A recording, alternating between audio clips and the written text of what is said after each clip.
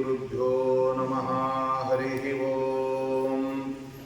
व्यासाय प्रतिमेतिहासरचनोल्लासाय दुर्वादिनां त्रासाय सकराय सत्सुकृत विश्वासाय दोषद्विषे भासायामुनरम्यतोय सदृशान् आसाय मासे विने दासाय भयदाय मध्वगुरुहृत्वासाय तुभ्यं नमः। श्रीशादिदेवतारम्भां श्रीमन्मध्वसुमध्यमां साक्षान्मद्गुरुपर्यन्तां वन्दे गुरुपरम्पराम्। अभ्रमं भङ्गरहितं अजडं विमलं सदा आनन्दतीर्थमतुलं भजे तापत्रयापहं मायीभवैरिणे माध्वराद्धान्तवनचारिणे वचो नखरिणे वादिराजकेसरिणे नमः। दुर्वादिध्वान्तरवये वैष्णवेन्दीवरेन्दवे श्रीराघवेन्द्र गुरवे नमः। अत्यन्तदयालवे यस्य प्रचण्ड तपसा श्रुतिगीतवृत्तः तुष्टो हरिः किल वशं वदतामवाप श्रीमध्वसन्मतपयोनिधि पूर्णचन्द्रः श्रीविष्णुतीर्थमुनिराट् मुदमातनोतु। अनवद्य आत्मचारित्र्यं वादिखद्योतभास्करं विद्यामान्य गुरुं वन्दे विद्या विद्योतभास्वरम्। तपस्वाध्याय शुश्रूषा कृष्णपूजारतं मुनिं विश्वेशमिष्टदं वन्दे परिव्राट् चक्रवर्तिनं। ಶ್ರೀ ಗುರುಭ್ಯೋ ನಮಃ. ಸರ್ವಗುರುಭ್ಯೋ ನಮಃ. ಮಹಾಭಾರತದ ಭೀಷ್ಮ ಪರ್ವದಲ್ಲಿ ಬಂದಿರುವಂತಹ ಭಗವದ್ಗೀತೆಯ ಸಾರ ಸಂಗ್ರಹವನ್ನ ಶ್ರೀಮದ್ ಆಚಾರ್ಯರು ಎರಡು ಗ್ರಂಥಗಳ ಮೂಲಕವಾಗಿ ನಮಗೆ ತಿಳಿಸಿಕೊಡ್ತಾ ಇದ್ದಾರೆ. ಗೀತೆಯ ನಿಜವಾದ ಆಂತರ್ಯ ಏನು ಎಂಬುದನ್ನು ನಾವು ಚೆನ್ನಾಗಿ ತಿಳಿಯಬೇಕಾಗತ್ತೆ. ಗೀತೆಯ ಕೆಲವು ಮೋಹಕವಾದ ಮಾತುಗಳೆಲ್ಲ ಅದು ಬೇರೆ ಬೇರೆ ಅರ್ಥವನ್ನೇ ನಮಗೆ ತಿಳಿಸಿಕೊಡ್ತಾ ಇರುತ್ತೆ. ಉದಾಹರಣೆಗೆ ಗೀತೆಯ ಮಹತ್ವವನ್ನು ಹೇಳುವಾಗ ಅದ್ವೈತಾಮೃತ ವರ್ಷಿಣೀಂ ಭಗವತಃ ಅಂತ ಹೇಳ್ತಾ ಇದ್ದಾರೆ. ಭಗವದ್ಗೀತೆ ಅದ್ವೈತವೆಂಬ ಅಮೃತವನ್ನು ಸುರಿಸ್ತಾ ಇದೆ ಅಂತ ಹೇಳ್ತಾ ಇದ್ದಾರೆ. ಈ ಅದ್ವೈತ ಅಂದ್ರೆ ಯಾವ ಅದ್ವೈತ? ಇದು ಜೀವಬ್ರಹ್ಮರ ಅಭೇದ ಎಂಬ ಅದ್ವೈತವೋ? ಅದು ಅಲ್ಲ ಅಂತ ಕೃಷ್ಣನೇ ಸ್ಪಷ್ಟವಾಗಿ ಹೇಳ್ತಾ ಇದ್ದಾನೆ. ನಾನು ಸರ್ವೋತ್ತಮ, ನನ್ನ ನಂತರದಲ್ಲಿ ಅಕ್ಷರ ಪುರುಷಳಾದ ಮಹಾಲಕ್ಷ್ಮೀ ದೇವಿ, ಅದರ ನಂತರದಲ್ಲಿ ಶರಪುರುಷರಾದ ಬ್ರಹ್ಮಾದಿ ದೇವತೆಗಳು, ಅನಂತರದಲ್ಲಿ ಎಲ್ಲ ಜೀವರು ಅಂತ ಹೇಳ್ತಾ ಇದ್ದಾರೆ. ಹಾಗಿರುವಾಗ ನಾವು ಗೀತೆಯ ಆಂತರ್ಯ ಏನು ಅಂತ ಹೇಳಿದರೆ ಎಲ್ಲ ಅಭೇದ ಅಂತ, ಎಲ್ಲ ಜೀವರಿಗೆ ಅಭೇದ, ಜೀವರಿಗೆ ಪರಮಾತ್ಮನಿಗೆ ಅಭೇದ ಹಾಗೆಲ್ಲ ತಿಳ್ಕೊಳ್ಳೋದಲ್ಲ. ಆದ್ರಿಂದ ಅದ್ವೈತ ಅಂತ ಹೇಳಿಬಿಟ್ರೆ ಪರಮಾತ್ಮನ ರೂಪಗಳಲ್ಲಿ ಪರಸ್ಪರ ಇರತಕ್ಕಂತಹ ಅದ್ವೈತ. ಭಗವಂತ ಕೃಷ್ಣನೇ, ಅವನ ಮೂಲ ನಾರಾಯಣ. ಆದ್ದರಿಂದ ಅವತಾರಗಳಲ್ಲಿ ಎಲ್ಲೂ ಕೂಡ ಪರಮಾತ್ಮನಿಗೆ ಅಲ್ಲಿ ಭೇದ ದ್ವೈತ ಎಂಬತಕ್ಕಂತಹದ್ದಿಲ್ಲ. ಆ ಹಿನ್ನೆಲೆಯಲ್ಲಿ ವೇದವ್ಯಾಸ ದೇವರೇ ಕೃಷ್ಣ ಪರಮಾತ್ಮ. ಅಂತಹ ಕೃಷ್ಣ ಪರಮಾತ್ಮ ಅವನು ಸ್ವಯಂ ನಾರಾಯಣನಾಗಿದ್ದಾನೆ ಅಂತ ಹೇಳಿಬಿಟ್ಟು ಈ ಎರಡು ಅವತಾರಗಳ ಬಗ್ಗೆನೂ ಕೂಡ ಆರಂಭದಲ್ಲೇ ತಮ್ಮ ಸೂತ್ರ ಭಾಷ್ಯ ಆಗಿರ್ಬೋದು, ಬೇರೆ ಬೇರೆ ಇತರ ಗ್ರಂಥಗಳಲ್ಲಿ ಶ್ರೀಮದ್ ಆಚಾರ್ಯ ಹೇಳ್ತಾ ಇದ್ದಾರೆ, ಭಗವಾನ್ ನಾರಾಯಣ ವ್ಯಾಸತ್ವೇನ ಅವತಾರ ಅಂತ ಹೇಳ್ತಾ ಇದ್ದಾರೆ. ಅನೇಕರು ಕೃಷ್ಣನನ್ನ ಅಲ್ಲಿ ಮೂಲ ರೂಪ ಅಂತ ತಿಳ್ಕೊಂಡ್ಬಿಟ್ಟಿದ್ದಾರೆ. ಆದ್ರಿಂದಲೇ ದಶಾವತಾರಗಳಲ್ಲಿ ಕೆಲವರು ಕೃಷ್ಣನನ್ನೇ ಸೇರಿಸೋದಿಲ್ಲ. ಯಾಕೆ ಅಂದ್ರೆ ದಶಾಕೃತಿ ಕೃತೆ ಕೃಷ್ಣಾಯ ತುಭ್ಯಂ ನಮಃ ಅಂತ ಹೇಳ್ಬಿಟ್ಟು ಒಬ್ಬ ಹೇಳ್ತಾನೆ, ನೋಡ್ರಿ 10 ಅವತಾರ ಮಾಡಿದ್ದು ಯಾರು ಗೊತ್ತಾ? ತಗೊಂಡಿದ್ದು ಕೃಷ್ಣ ಪರಮಾತ್ಮ. ಹಾಗಾದ್ರೆ ಕೃಷ್ಣನೇ 10 ಅವತಾರವನ್ನ ಎತ್ತಿದ್ದಾನೆ ಅಂದ್ರೆ ಮತ್ತೆ ಕೃಷ್ಣನನ್ನ ಮತ್ತೆ ಅಲ್ಲಿ ಸೇರಿಸಲಿಕ್ಕೆ ಸಾಧ್ಯ. ಮತ್ತೆ ಯಾರು ಅಂದ್ರೆ ಬಲರಾಮ ಅಂತ ಹೇಳ್ಬಿಡ್ತಾರೆ. ಆದರೆ ಬಲರಾಮ ಸಾಕ್ಷಾತ್ ಪರಮಾತ್ಮನ ಅವತಾರ ಅಲ್ಲ, ಅವನು ಮೂಲತಃ ಶೇಷದೇವ್. ಕೃಷ್ಣ ಬಲರಾಮ ಇವರಿಬ್ಬರಲ್ಲಿ ಶುಕ್ಲಕೇಶನ ಆವೇಶ ಅದು ಬಲರಾಮನಲ್ಲಿದೆ, ಸ್ವಯಂ ಪರಮಾತ್ಮ ಕೃಷ್ಣಕೇಶ. ಆದ್ದರಿಂದ ಭಗವಂತನ ಅವತಾರಗಳಲ್ಲಿ ಅಭೇದವನ್ನ ಹೇಳ್ತಕ್ಕಂಥದ್ದು ಗೀತೆ. ಅದ್ವೈತಾಮೃತ ವರ್ಷಿಣಿ ಅನ್ನೋದಕ್ಕೆ ಅದರ ಅರ್ಥ ಆತರ. ಅದು ಬಿಟ್ಟು ಬೇರೆ ಭಾಷ್ಯಕಾರರೆಲ್ಲ ಎಲ್ಲ ಜೀವರಿಗೆ ಅಭೇದ, ಅನಂತರದಲ್ಲಿ ಕೃಷ್ಣನಿಗೆ, ಅನಂತರದಲ್ಲಿ ಎಲ್ಲ ಜೀವರಿಗೆ ಪರಮಾತ್ಮ ಜೀವರ ಅಭೇದ, ಅದು ನಿಜವಾದ ಗೀತೆಯ ಆಂತರ್ಯ ಅಲ್ಲ. ಆದ್ದರಿಂದ ಕೃಷ್ಣ ಪರಮಾತ್ಮ ತನ್ನ ಒಂದು ಉಪದೇಶದಲ್ಲಿ ತನ್ನ ಸರ್ವೋತ್ತಮತ್ವವನ್ನು ಸ್ಪಷ್ಟವಾಗಿ ಹೇಳ್ತಾ ಇದ್ದಾನೆ. ಅದೇ ನಿಜವಾದ ಜ್ಞಾನ. ಆದ್ದರಿಂದ ಯಾರು ನನ್ನನ್ನ ಈ ರೀತಿಯಾಗಿ ತಿಳಿತಾ ಇದ್ದಾರೆ ಅವರಿಗೆ ನಾನು ತುಂಬಾ ಸುಲಭ, ತಸ್ಯಾಹಂ ಸುಲಭ ಪಾರ್ಥ ಅಂತ ಇದ್ದಾನೆ. ಆದ್ದರಿಂದ ಈ ಎಲ್ಲ ಕರ್ಮಯೋಗಗಳನ್ನ ನಿರೂಪಣೆ ಮಾಡ್ತಾ ಇರತಕ್ಕಂತಹ ಆ ಗೀತೆ ಅನಂತರದಲ್ಲಿ ಕರ್ಮಯೋಗ ಜ್ಞಾನಯೋಗ ಅಂತ ಎರಡು ಕೂಡ ಇದೆ. ಆದರೆ ಕರ್ಮಯೋಗದಲ್ಲಿ ಜ್ಞಾನ ಅಡಕವಾಗಿದೆ, ಅನಂತರದಲ್ಲಿ ಜ್ಞಾನಯೋಗದಲ್ಲಿ ಕರ್ಮ ಅಡಕಾಗಿದೆ. ಆದ್ರಿಂದ ಒಂದಕ್ಕೊಂದು ನಾವು ಬಿಡೋದಕ್ಕೆ ಅವಕಾಶವೇ ಇಲ್ಲ. ಆದ್ರಿಂದ ಅರ್ಜುನನ ಪ್ರಶ್ನೆಗೆ ಕೃಷ್ಣ ಇದನ್ನು ಉತ್ತರ ಕೊಡ್ತಾ ಇದ್ದಾನೆ. ಕರ್ಮಣೈವ ಹಿ ಸಂಸಿದ್ಧಿಂ ಆಸ್ಥಿತಾಃ ಜನಕಾದಯಃ. ನೋಡಿ, ಜನಕ ಮಹಾರಾಜ ಅವನು ರಾಜ್ಯಭಾರ ಮಾಡ್ತಾ ಎಲ್ಲ ನೋಡ್ಕೊಂಡು ಕರ್ಮಯೋಗಿ ಆಗಿದ್ದ. ಅವನೇನು ಪಾಠ ಪ್ರವಚನ ಅಥವಾ ಅವನು ಗ್ರಂಥ ರಚನೆ ಅಥವಾ ಉಪದೇಶ ಮಾಡೋದು ಅದೆಲ್ಲ ಮಾಡಿಲ್ಲ. ಆದ್ರಿಂದ ಅವನಿಗೂ ಕೂಡ ಕರ್ಮಯೋಗದಿಂದ ಅಲ್ಲಿ ಮೋಕ್ಷ ಆಗಿದೆ ಇಲ್ಲ ಅಂತ ಹೇಳಿದ್ರೆ ಕರ್ಮ ಅಂಶ ಸ್ವಲ್ಪ ಹೆಚ್ಚಿಗೆ ಇರ್ಬೋದು, ಆದ್ರೆ ಜ್ಞಾನವು ಕೂಡ ಜೊತೆಗೆ ಬೆರೆತಿದೆ. ಅದೇ ತರ ಶುಕಾದಿ ಮಹರ್ಷಿಗಳು ಅವರು ಜ್ಞಾನಯೋಗಿಗಳು ಹೌದು, ಅಲ್ಲಿ ಕರ್ಮಯೋಗವು ಕೂಡ ಸೇರ್ಕೊಂಡಿದೆ. ಯಾಕೆಂದ್ರೆ ಮೂಲತಃ ಕರ್ಮ ಅನ್ನುವಲ್ಲೇನೆ ಜ್ಞಾನ ಮತ್ತೆ ನಮ್ಮ ಒಂದು ಕರ್ತವ್ಯ ಕರ್ಮ ಎರಡನ್ನು ಬೆರೆಸಿದಾಗ ಅದು ಕರ್ಮ ಕರ್ಮ ಅಂತ ಹೇಳ್ತಾರೆ. ಯಾಕೆಂದ್ರೆ ಕರ್ಮನ್ ಶಬ್ದದಲ್ಲಿ ಕರ್ಮ ಅಂತ ಎರಡಿದೆ. ಕರ್ ಅಂದ್ರೆ ಕರೋತಿ ಅಥವಾ ಕರ್ ಮಾಡಬೇಕಾದ ಕರ್ತವ್ಯ, ಮ ಅಂದ್ರೆ ಜ್ಞಾನ ಅಂತಿದೆ, ಮ ಅಂದ್ರೆ ಜ್ಞಾನ. ಹಾಗಾದರೆ ಜ್ಞಾನ ಕರ್ಮ ಎರಡು ಒಟ್ಟೊಟ್ಟಿಗೆನೆ ನಮಗೆ ಬೇಕಾಗಿದೆ. ಅನಂತರದಲ್ಲಿ ಮತ್ತೆ ನಾವು ಜ್ಞಾನ ಅಂತ ಹೇಳ್ಬೇಕಾದ್ರೆ ಜ್ಞಾ ಅಂದ್ರೆ ತಿಳಿದವನು ಅಂತ ಅರ್ಥ, ಅನ ಅಂದ್ರೆ ಅನಚೇಷ್ಟಾಯ ವ್ಯಾಪಾರಗಳು ಅಂತ ಅರ್ಥ. ಎಂಥ ಅಪರೋಕ್ಷ ಜ್ಞಾನಿ ಆದ್ರೂ ಕೂಡ ನನಗೇನು ಯಾವ ಕರ್ಮ ಬೇಕಾಗಿಲ್ಲ, ನಾನೇ ಅಪರೋಕ್ಷ ಜ್ಞಾನಿ ಅಂಥೇಳಿ ಅವನು ತನ್ನ ವಿಹಿತವಾದ ಕರ್ತವ್ಯ ಕರ್ಮಗಳನ್ನ ಬಿಡ್ಲಿಕ್ಕೆ ಅವಕಾಶ ಇದೆ. ಅನಂತರದಲ್ಲಿ ಅಜ್ಞಾನಿ, ಅಯ್ಯೋ ನನ್ಗೇನು ಗೊತ್ತೇ ಇಲ್ಲ, ಕರ್ಮ ಮಾಡಿದ್ರು ವೇಸ್ಟ್, ನಾನು ಯಾವ ತರ ಮಾಡ್ಬೇಕು ಯಾಕೆ ಮಾಡ್ಬೇಕು ಅಂತ ಗೊತ್ತಿಲ್ಲ, ಅದಕ್ಕೆ ಕರ್ಮ ಬಿಟ್ಬಿಡ್ತೇನೆ ಅಂದ್ರೆ ಅಜ್ಞಾನಿಗೆ ಕರ್ಮ ಜ್ಞಾನದ ಮೆಟ್ಟಿಲಾಗುತ್ತೆ. ಜ್ಞಾನಿಗೆ ಕರ್ಮ ಅಪರೋಕ್ಷ ಜ್ಞಾನಕ್ಕೆ ಮುಂದೆ ಅಪರೋಕ್ಷೋತ್ತರದಲ್ಲಿ ಮೋಕ್ಷದಲ್ಲಿ ಆನಂದ ವೃದ್ಧಿಗೆ ಕಾರಣವಾಗುತ್ತೆ. ಅದರಿಂದ ಮೊದಲು ಅಂದ್ರೆ ಪರಮಾತ್ಮನ ಜ್ಞಾನ ಬರುವ ಮುಂಚೆನೂ ಕರ್ಮ ಬೇಕು, ಅಪರೋಕ್ಷ ಜ್ಞಾನೋತ್ತರದಲ್ಲೂ ಕೂಡ ಕರ್ಮ ಎಂಬುದು ಬೇಕು. ಇದನ್ನ ಅರಿಯದೆ ಅನೇಕರೆಲ್ಲ ಈ ಕರ್ಮ ಬೇಕಾಗಿಲ್ಲ, ಅದು ಅಜ್ಞಾನಿಗಳಿಗೆ ಮಾತ್ರ ಕರ್ಮ, ಜ್ಞಾನಿಗಳಿಗೆ ಇಲ್ಲ ಅಂತ ಆತರ ಅರ್ಥ ಮಾಡೋದು ಸರಿಯಲ್ಲ. ಆದ್ರಿಂದ ಲೋಕೇಸ್ಮಿನ್ ದ್ವಿವಿಧ ನಿಷ್ಠ ಪುರಾ ಪ್ರೋಕ್ತ ಮಯಾನಘ ಜ್ಞಾನಯೋಗೇನ ಸಾಂಖ್ಯಾನ ಕರ್ಮಯೋಗೇನ ಯೋಗಿನ. ಪರಮಾತ್ಮ ತನ್ನ ಭಕ್ತರನ್ನ ಅನೇಕ ರೀತಿ ವಿಂಗಡಣೆ ಮಾಡ್ತಾ ಇದ್ದಾನೆ. ಆರ್ತಃ ಜಿಜ್ಞಾಸು ಅರ್ಥಾರ್ಥಿ ಜ್ಞಾನೀಚ ಭರತರ್ಷಭ ಅಂತ ಪರಮಾತ್ಮ ಹೇಳ್ತಾನೆ. ನನ್ನನ್ನ ಹುಡುಕೊಂಡು ನನ್ನ ಬಳಿ ಬರ್ತಕ್ಕಂತ ಭಕ್ತರು 4 ತರ ಇದ್ದಾರೆ.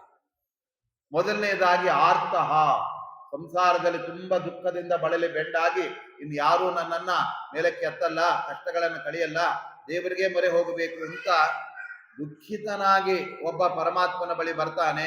ಭಗವಂತ ಹೇಳ್ತಾ ಇದ್ದಾನೆ, ಕಷ್ಟ ಪರಿಹಾರಕ್ಕೆ ನನ್ನ ಹತ್ರೇ ಬಂದೇ ಅಲ್ಲ, ಆಯ್ತು ನೀ ನನ್ನ ಭಕ್ತ. ಆದ್ರೆ ಅವನೇನ್ ದೇವರನ್ನ ಪ್ರೀತಿಸಕ್ಕೆ ಭಕ್ತಿ ಮಾಡಕ್ಕೆ ಬಂದಿಲ್ಲ, ಕಷ್ಟ ಕಳ್ಕೊಳ್ಳಕ್ಕೆ ಬಂದಿದ್ದಾನೆ. ಕಷ್ಟ ಕಳೀತು ಅಂದ್ರೆ ದೇವ್ರಿಗೆ ಗುಡ್ ಬೈ, ಮತ್ತೆ ಕಷ್ಟ ಬಂದಾಗೆ ಬರೋದು.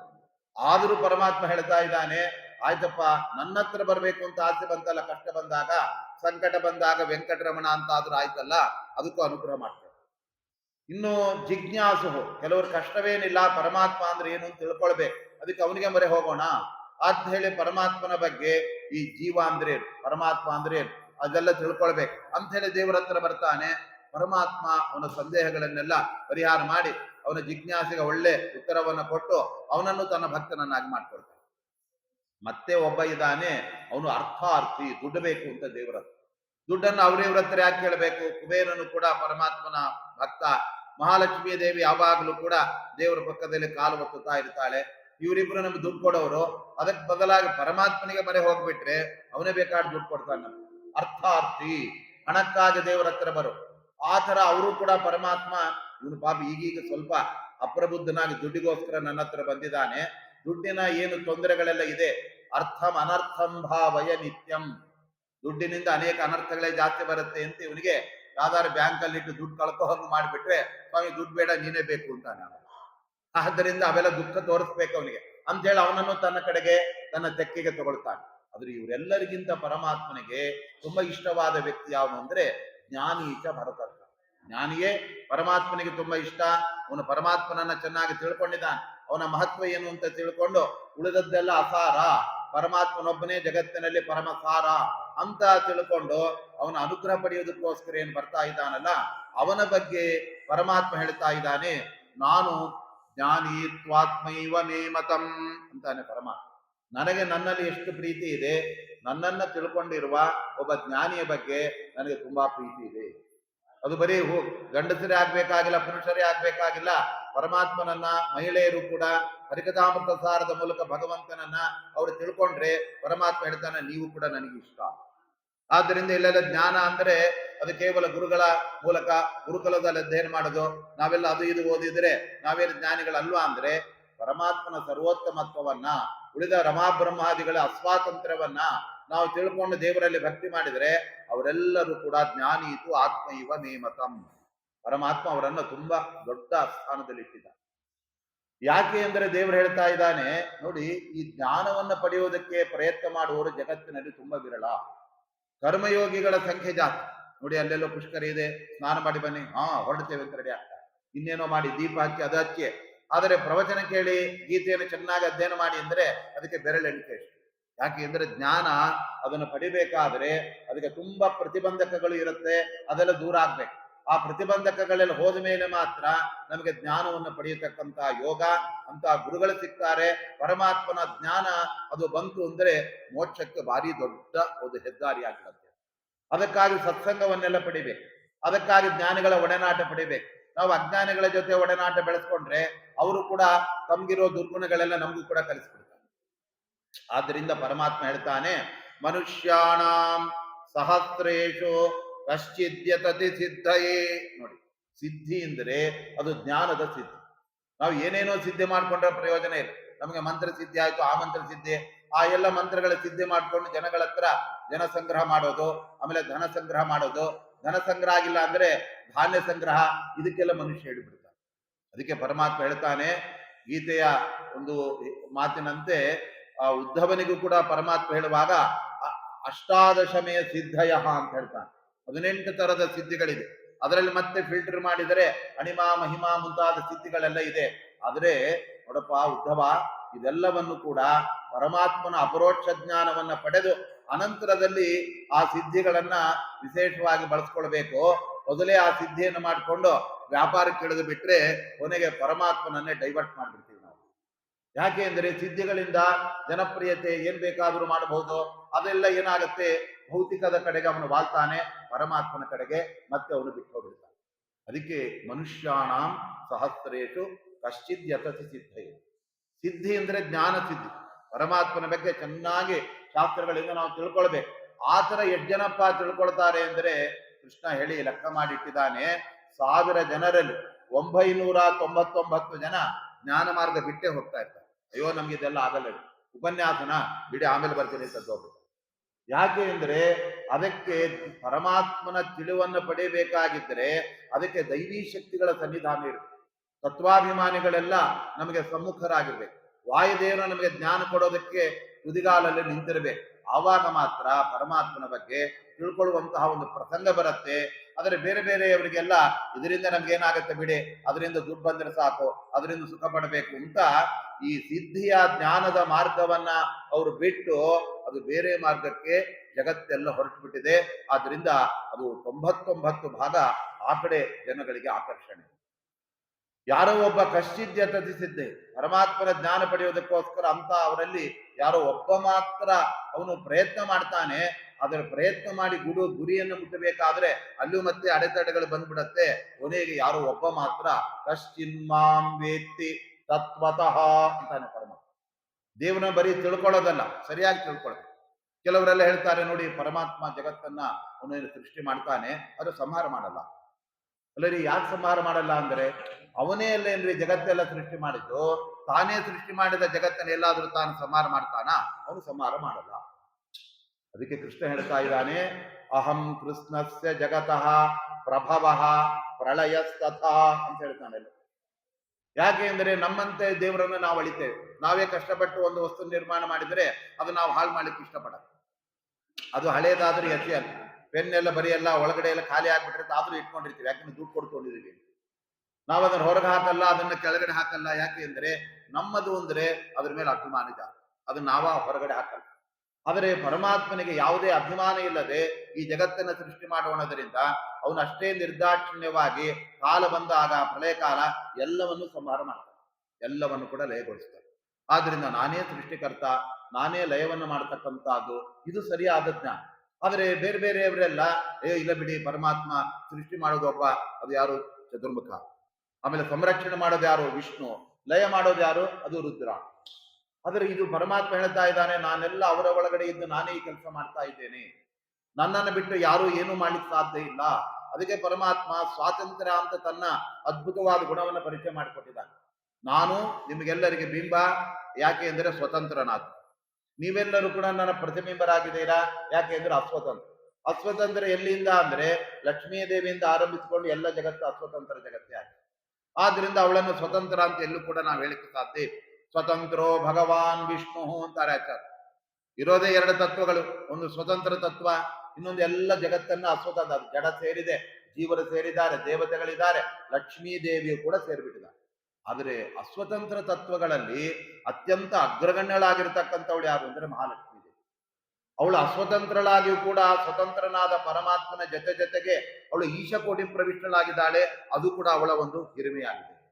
ನಾವು ಲಕ್ಷ್ಮೀ ದೇವಿಯನ್ನು ಸ್ವತಂತ್ರಳಲ್ಲ ಅಂದ ಮಾತ್ರಕ್ಕೆ ಏನ್ರಿ ಎಲ್ಲೋ ಕೂಡಿಸ್ಬಿಟ್ಟಿದ್ದೀರಾ ಲಕ್ಷ್ಮೀ ದೇವಿ, ಅವಳು ಏನ್ ಬೇಕಾದ್ರೂ ಮಾಡ್ತಾಳೆ, ಬೇಕಾದ ಸಾಮರ್ಥ್ಯ ಇದೆ, ಅದೆಲ್ಲ ಇರಬಹುದು. ಆದರೆ ಪರಮಾತ್ಮನಿಂದ ಅದೆಲ್ಲ ಅವಳಿಗೆ ಬಂದಿದೆ.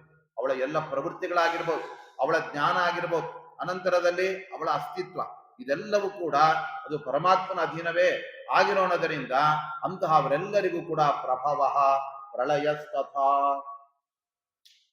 ಅಲ್ಲರಿ ಎಲ್ಲಾ ಜೀವರಾಶಿಗಳಿಗೆ ದೇಹದಿಂದ ಪರಮಾತ್ಮ ಸೃಷ್ಟಿಯನ್ನ ಕೊಡ್ತಾನೆ. ಲಕ್ಷ್ಮೀ ದೇವಿಗೆ ದೇಹ ಅದು ಅಪ್ರಾಕೃತ ತಾನೆ, ಅಪ್ರಾಕೃತವಾದ ಚಿನ್ಮಯವಾದ ದೇಹ ಪರಮಾತ್ಮನಂತೆ ಲಕ್ಷ್ಮೀ ದೇವಿಗೂ ಕೂಡ ಇದೆ. ಮತ್ತೆ ಲಕ್ಷ್ಮೀ ದೇವಿಗೆ ಸೃಷ್ಟಿ, ಅವಳಿಗೆ ಲಯ ಅಂದ್ರೆ ಏನು? ಅಹಂ ಕೃಷ್ಣಸ್ಯ ಜಗತಃ ಪ್ರಭವ ಪ್ರಳಯಸ್ತಥ ಅಂತಾನೆ ಪರಮಾತ್ಮ. ಅಲ್ಲೇ ಲಕ್ಷ್ಮೀ ದೇವಿನ ಬಿಟ್ಟು ಅಂತ ಯಾರು ವ್ಯಾಖ್ಯಾನ ಮಾಡಿದ್ರು? ರಾಯರು ಕೂಡ ಕೃಷ್ಣಸ್ಯ ಜಗತ ಅಂದ್ರೆ ಬ್ರಹ್ಮಾದಿ ಸಕಲ ಜಗತ್ತಿಗೆ ಪ್ರಭವ ಉತ್ಪಾದಕ ಮತ್ತೆ ಪ್ರಳಯ ಸಂಹಾರಕಶ್ಚ ತಾನೇ ಅಂತ ದೇವರು ಹೇಳಿದ್ರು. ಅದಕ್ಕೆ ಶ್ರೀಮದ್ ಆಚಾರ್ಯ ಹೇಳ್ತಾ ಇದ್ದಾರೆ ನೋಡಿ, ಈ ಸೃಷ್ಟಿ ಎಂಬತಕ್ಕಂಥದ್ದು 4 ತರ ಇದೆ. ಒಂದು ಪ್ರಧಾನವಾಗಿರ್ತಕ್ಕಂಥದ್ದು ಆತ್ಮ ಸೃಷ್ಟಿ, ಅನಂತರದಲ್ಲಿ ಪರಾಧೀನ ವಿಶೇಷ ಅವಾಪ್ತಿ ಎಂಬತಕ್ಕಂತಹ ಸೃಷ್ಟಿ, ಆನಂತರದಲ್ಲಿ ಮಿಶ್ರ ಸೃಷ್ಟಿ, ಕೊನೆಗೆ ಸ್ವರೂಪತಃ ಸೃಷ್ಟಿ, ಅದು ಜಡ ಸೃಷ್ಟಿ ಅಂತ. ಪರಮಾತ್ಮ ತಾನೇ ತಾನು ರೂಪಗಳನ್ನು ತಗೊಳ್ತಾ ಹೋಗ್ತಾನೆ. ಅವನು ಮಚ್ಚನಾಗಿ, ಕೂರ್ಮನಾಗಿ, ಇದೆಲ್ಲ ಸ್ವಾತ್ಮ ಸೃಷ್ಟಿ. ತಾನೇ ತನ್ನ ಇಚ್ಛೆಯಿಂದ ಎಲ್ಲ ರೂಪಗಳನ್ನು ಪಡೆಯುತ್ತೆ. ಅನಂತರ ಲಕ್ಷ್ಮೀ ದೇವಿಗೆ ಪರಮಾತ್ಮ ಅವನ ಇಚ್ಛೆಯ ಪ್ರಕಾರವಾಗಿ ಅವಳು ಕೂಡ ಅವತಾರ ಮಾಡ್ತಾಳೆ, ರುಕ್ಮಿಣಿ, ಸತ್ಯಭಾಮ ಇತ್ಯಾದಿಯಾಗಿ. ಅಷ್ಟೇ ಅಲ್ಲದೆ ಪ್ರಳಯ ಕಾಲ ಮುಗಿದು ಆ ಸೃಷ್ಟಿ ಆರಂಭ ಆಗುವಾಗ ಪರಮಾತ್ಮ ಈ ಜಡ ಪ್ರಕೃತಿಗೆ ಅಭಿಮಾನಿಯಾದ ಚಿತ್ ಪ್ರಕೃತಿಯಾದ ಲಕ್ಷ್ಮೀ ದೇವಿಗೆ ದೇವರು ಹೇಳ್ತಾ ಇದ್ದಾನೆ, ನಾನೀಗ ನಿನ್ನ ಒಂದು ಪ್ರಾರ್ಥನೆ ಮೇರೆಗೆ ಜಗತ್ತನ್ನು ಸೃಷ್ಟಿ ಮಾಡಕ್ಕೆ ತೊಡಗ್ತಾ ಇದ್ದೆ. ಯಾಕಂದ್ರೆ ಲಕ್ಷ್ಮೀ ದೇವಿ ದೇವರನ್ನು ಕೇಳ್ತಾ ಇದ್ದಾಳೆ, ಸ್ವಾಮಿ ಎಲ್ಲ ಪ್ರಳಯ ಕಾಲ ಮುಗಿದು ಹೋಗ್ತಾ ಇದೆ, ಸೃಷ್ಟಿಕಾಲ ಬಂದಿದೆ, ನೀ ಸೃಷ್ಟಿ ಮಾಡು ಅಂತ ಹೇಳ್ತಾರೆ. ದೇವರನ್ನು ಸ್ತೋತ್ರ ಮಾಡಿ. ಆವಾಗ ನಾನು ಸೃಷ್ಟಿ ಮಾಡಬೇಕಾದ್ರೆ ನೀನು ಈ ಜಡ ಪ್ರಪಂಚಕ್ಕೆ ಅಭಿಮಾನಿಯಾಗಿ ಚಿತ್ ಪ್ರಕೃತಿಯಾಗಿ ಏನಿದ್ದೀಯಲ್ಲ, ನೀನು ಕೂಡ ಆ ಸಮಯದಲ್ಲಿ ಬಾ ಅಂತ ಅರ್ಥ. ಯಾಕಂದ್ರೆ ಅದಕ್ಕೆ ಅಭಿಮಾನಿಯಾಗಿ ಅವಳು ಇರ್ಬೇಕಂತೆ. ಪ್ರಕೃತಿ ಅಭಿಮಾನಿ ಶ್ರೀಭೂ ದುರ್ಗಾ ಅನ್ನತಕ್ಕಂಥದ್ದು ಅದು ಸತ್ವ ರಜಸ್ಸು ತಮಸ್ಸು ಎಂಬ ಗುಣತ್ರಯಗಳಿಗೆ ಅಭಿಮಾನಿ ದೇವತೆ ಲಕ್ಷ್ಮೀ ದೇವಿ. ಗುಣತ್ರಯಗಳ ಸೃಷ್ಟಿ ಆಗಬೇಕಾದ್ರೆ ಅದಕ್ಕೆ ಅಭಿಮಾನಿಯಾದ ಮಹಾಲಕ್ಷ್ಮೀ ದೇವಿ ಅಲ್ಲಿ ಸನ್ನಿಹಿತಳಾಗಿರ್ಬೇಕು.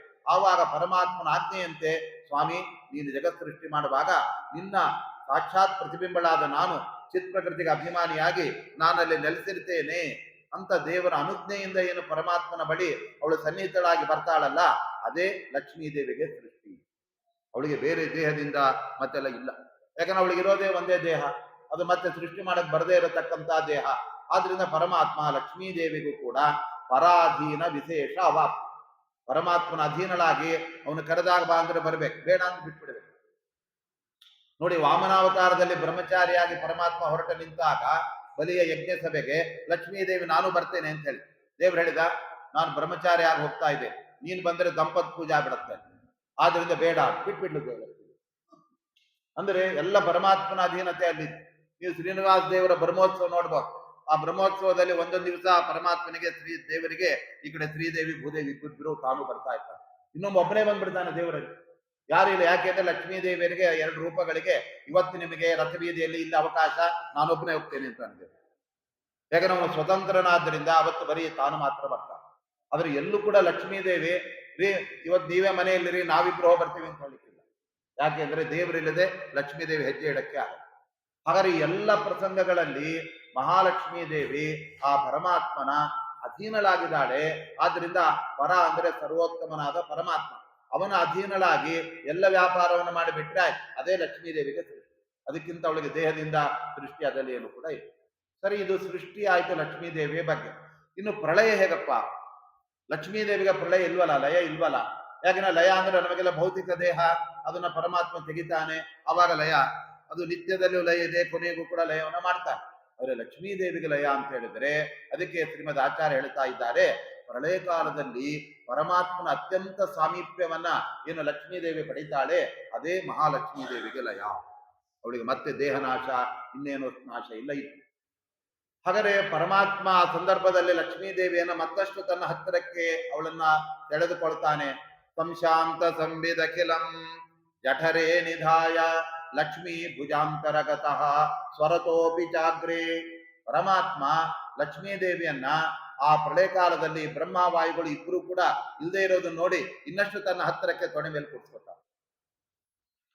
ಆದ್ರೆ ಪ್ರಳಯ ಕಾಲದಲ್ಲಿ ವಾಯುದೇವರಿಲ್ಲ, ತೊಡೆ ಮೇಲೆ ಕೂತಿರೋ ವಾಯುದೇವರ ಪರಮಾತ್ಮನ ಹೊಟ್ಟೆ, ಆಮೇಲೆ ಕಮಲದಲ್ಲಿ ಕೂತಿರೋ ಬ್ರಹ್ಮದೇವರು ಹೊಟ್ಟೆಯಲ್ಲಿ ಹೋಗ್ಬಿಟ್ಟಿದ್ದಾರೆ. ಇಬ್ರು ಮಕ್ಕಳು ಕೂಡ ಎದುರುಗಡೆ ಇಲ್ಲ.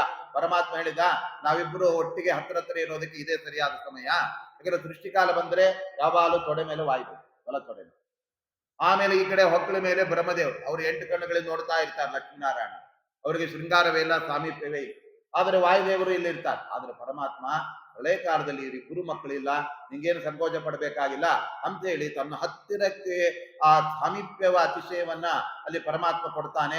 ಆದ್ರಿಂದ ಇದೇ ಲಕ್ಷ್ಮೀ ದೇವಿಗೆ ಲಯ. ಈ ರೀತಿಯಾಗಿ ಪರಮಾತ್ಮನಿಗೆ ಮಾತ್ರ ಇವೆರಡೂ ಕೂಡ ಇದೆ. ಯಾಕೆ ಅಂದ್ರೆ ಅವನೇ ಎಲ್ಲ ಸೃಷ್ಟಿ ಮಾಡೋದು. ಅವನನ್ನು ಯಾರು ಕರೆದೆ ಇಲ್ವಾ ಅಂತ ಯಾರು ಹೇಳಿದ್ರೆ ಹೇಳ್ತಾರ? ಹಾಗಾದ್ರೆ ಎಲ್ಲ ಸೃಷ್ಟಿ ಅವನಿಂದ, ಎಲ್ಲರ ಲಯ ಅವನಿಂದ. ಆದ್ರೆ ಅವನಿಗೆ ಮಾತ್ರ ಮತ್ತೆ ಲಯ ಮತ್ತೆ ಯಾವುದು ಕೂಡ ಇಲ್ಲವೇ ಇಲ್ಲ. ಇದು ಪರಮಾತ್ಮನ ನಿಜವಾದಂತಹ ಜ್ಞಾನ. ಆದ್ರಿಂದ ಪರಮಾತ್ಮ ಹೇಳ್ತಾ ಇದ್ದಾನೆ, ನನ್ನನ್ನ ಎಲ್ಲರೂ ಕೂಡ ತಿಳಿಯೋದಕ್ಕೆ ಪ್ರಯತ್ನ ಮಾಡ್ತಾರೆ, ತತ್ವಜ್ಞಾನದ ಮಾರ್ಗದಲ್ಲೇ ಬರ್ತಾರೆ, ಕೊನೆಗೆ ಡೈವರ್ಟ್ ಆಗ್ಬೇಕು. ಯಾಕೆ ಅಂದ್ರೆ ಅವರಿಗೆ ಸರಿಯಾದ ಗುರುಗಳು ಸಿಕ್ಕಿಲ್ಲ.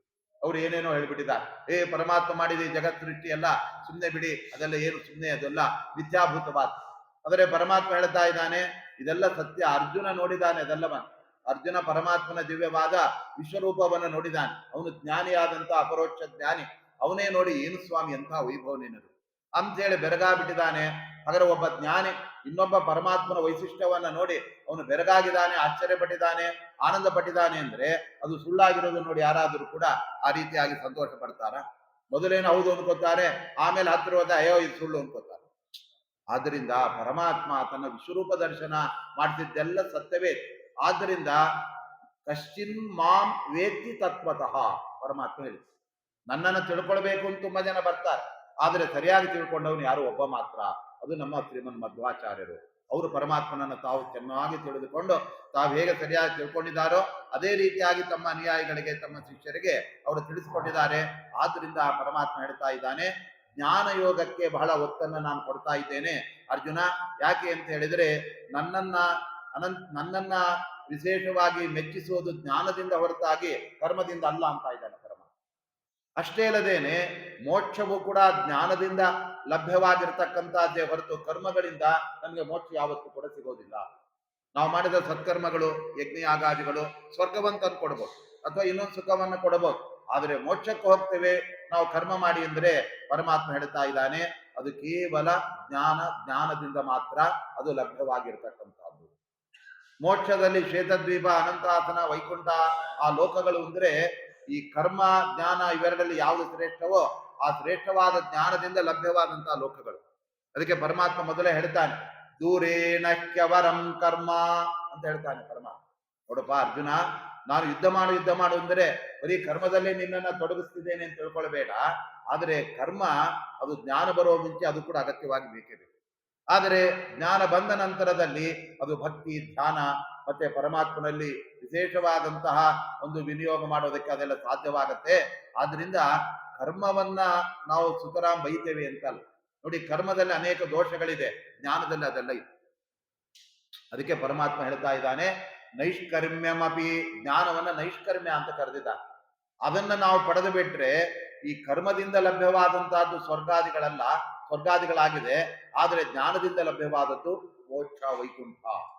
ನೋಡಿ, ಕರ್ಮ ಮಾಡುವಾಗ ನಮಗೆ ಅನೇಕ ಸಂದರ್ಭದಲ್ಲಿ ಹಿಂಸೆಗಳು, ಒಬ್ಬರಿಗೊಬ್ಬರಿಗೆ ಬೇಸರಗಳು ಇವೆಲ್ಲ ನಡೀತಾ ಇದೆ. ನಾಳೆ ಎಲ್ಲ 17ರಿಂದ ಧರ್ಮ ಶುರುವಾಗುತ್ತೆ ಅನ್ಕೊಳ್ಳಿ.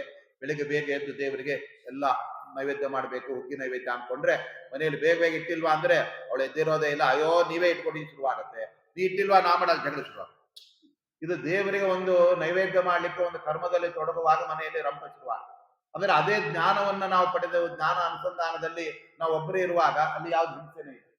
ಆದ್ರಿಂದ ಹಿಂಸಾದಿಗಳು ಇಲ್ಲದೆ ಇರುವ ಒಂದು ಆನಂದವನ್ನು ಉಂಟು ಮಾಡತಕ್ಕಂತಹ ಮಾರ್ಗ ಅದು ತತ್ವಜ್ಞಾನ ಮಾರ್ಗ. ಆದ್ದರಿಂದ ದೂರೇಣ ಕೆವರಂ ಕರ್ಮ. ಕರ್ಮಕ್ಕೂ ಜ್ಞಾನಕ್ಕೂ ಟ್ಯಾಲಿ ಮಾಡಕ್ಕೆ ಹೋದರೆ ಕರ್ಮ ತುಂಬಾ ಕೆಳಗಡೆ ಇದೆ, ಆದ್ರೆ ಜ್ಞಾನ ಮೇಲ್ಸ್ತರದಲ್ಲಿದೆ. ಜ್ಞಾನದ ಫಲ ಮೋಕ್ಷ, ಅದೇ ಕರ್ಮದ ಫಲ ಸ್ವರ್ಗಾದಿಗಳು ಮಾತ್ರ.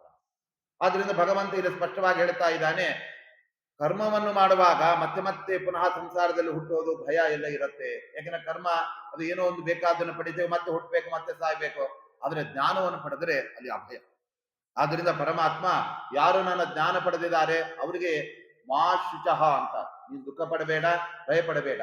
ಆದ್ರಿಂದ ನೋಡಿ, ಪರಮಾತ್ಮನ 3 ಅದ್ಭುತವಾದ ಲೋಕಗಳಿಗೆ, ಶ್ವೇತದ್ವೀಪ, ವೈಕುಂಠ, ಅನಂತಾಸನ ಅನ್ನುವ ಲೋಕಗಳಿಗೆ ಮತ್ತೆ 3 ಅದ್ಭುತವಾದ ಹೆಸರಿದೆ.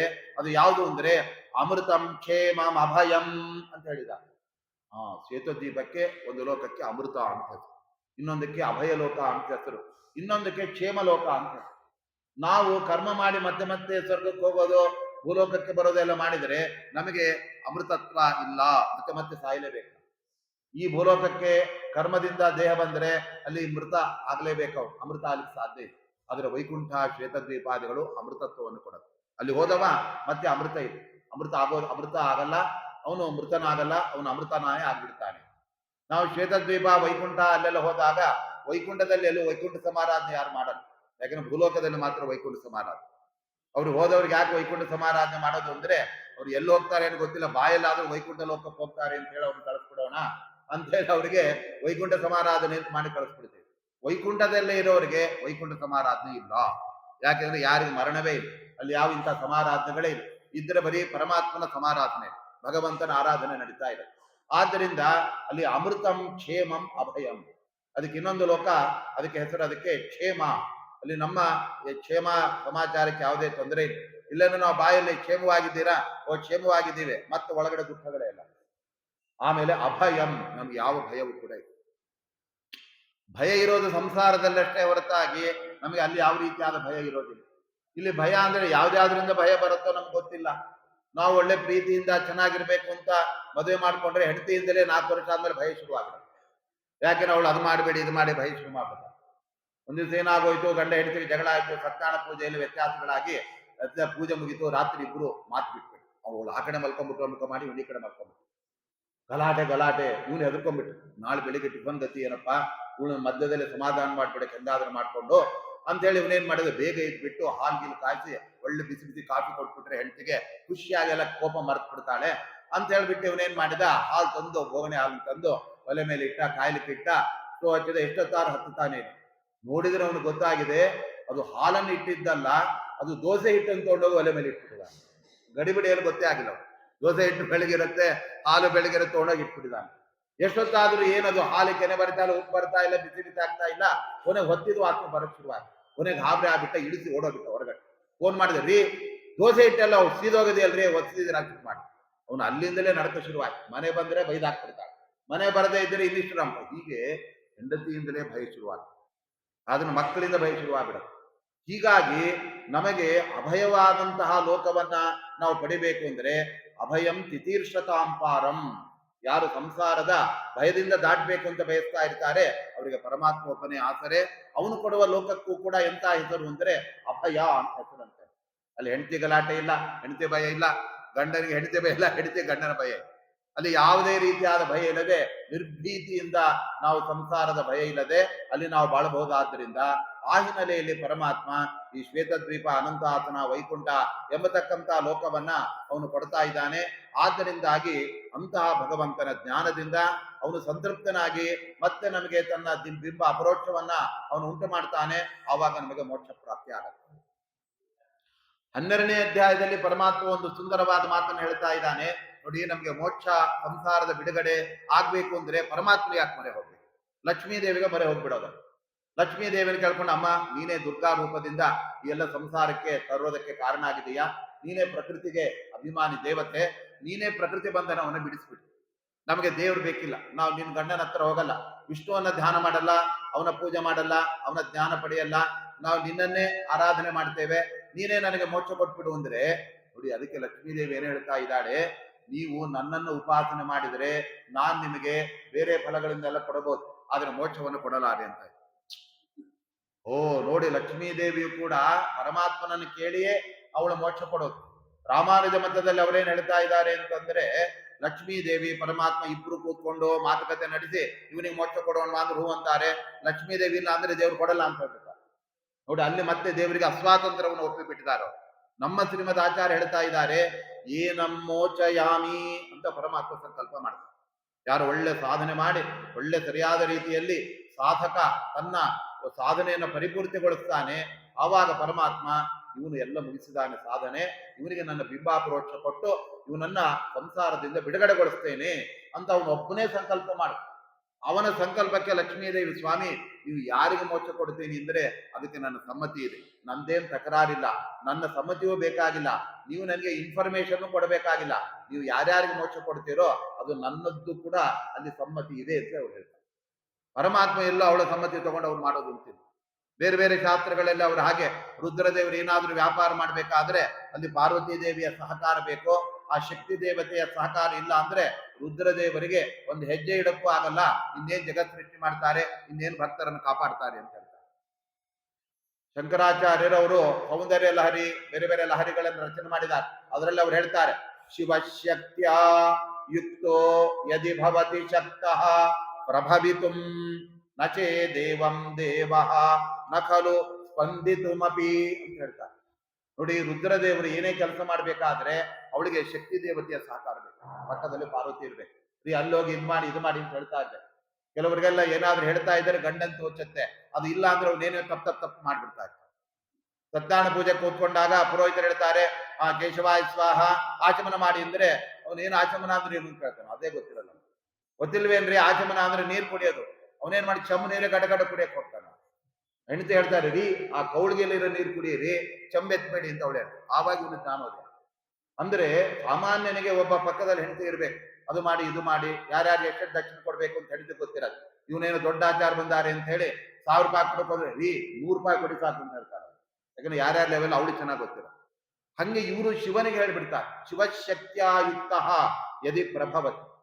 ಪಾರ್ವತೀ ದೇವಿ ಶಕ್ತಿ ದೇವತೆ ಅವಳು, ಅವಳ ಜೊತೆ ಅವಳು ಅರ್ಧಾಂಗಿಯಾಗಿ ಅರ್ಧ ಭಾಗವಾಗಿ ರುದ್ರನ ಜೊತೆಗಿದ್ದಾಗ ಮಾತ್ರ ಅವನು ಏನಾದ್ರೂ ಮಾಡ್ಲಿಕ್ಕೆ ಸಮರ್ಥ. ಒಂದು ವೇಳೆ ಪಾರ್ವತಿಯ ನೆರವಿಲ್ಲ ಅಂದ್ರೆ ನಖಲು ಸ್ಪಂದಿತು ಮಪಿ, ಅವನು ಹೆಜ್ಜೆ ಇಡಕ್ಕೆ ಆಗಲ್ಲ. ಯಾಕಂದ್ರೆ ಇವನು ಬಲಗಾಲಿಟ್ಟ ಎಡಗಾಲ ಇಡ್ಬೇಕಲ್ಲ, ಅವನು ಎಡಗಾಲ ಪೂರ್ತಿ ಎಡಭಾಗ ಅದು ಅರ್ಧನಾದಿ ಅವಳು. ಹೀಗೆ ರುದ್ರದೇವರನ್ನ ಅವರು ಚಿತ್ರಿಸಿದ್ದಾರೆ. ಅಸ್ವಾತಂತ್ರ್ಯದ ಪರಾಕಾಷ್ಠೆ ಇತರ ದೇವತೆಗಳು ಅವರು. ನಮ್ಮಲ್ಲಿ ಪರಮಾತ್ಮನನ್ನ ಸ್ವತಂತ್ರ ಅಂತ ಬಿಂಬಿಸಿದಂತಹ ಆ ಶ್ರೀಮದ್ ಆಚಾರ್ಯ ಹೇಳ್ತಾ ಇದ್ದಾರೆ, ನೋಡಿ ಪರಮಾತ್ಮನ ಒಬ್ಬನೇ, ಅವನು ಯಾರ ಸಾಧನೆ ಎಷ್ಟಾಗಿದೆ ಅಂತ ಅವನಿಗೆ ಗೊತ್ತಾದ್ಮೇಲೆ ಏನಂ ಮೋಚಯಾಮಿ ಅಂತ ಲಕ್ಷ್ಮೀದೇವಿ ಮುಖವನ್ನು ನೋಡದೆ ಹೇಳ್ತಾನೆ. ಯಾಕೆ ಅಂದ್ರೆ ಅವನು ಸ್ವತಂತ್ರನಾದ. ಹೀಗೆ ಮೋಕ್ಷವನ್ನು ಕೊಡೋದು ಕೇವಲ ಪರಮಾತ್ಮ ಮಾತ್ರ, ಅದು ಬೇರೆಯವರಿಗೆ ಲಕ್ಷ್ಮೀದೇವಿ ಕೂಡ ಮೋಕ್ಷವನ್ನ ಕೊಡೋದಕ್ಕೆ ಅವಳು ಸ್ವತಂತ್ರಳಲ್ಲ.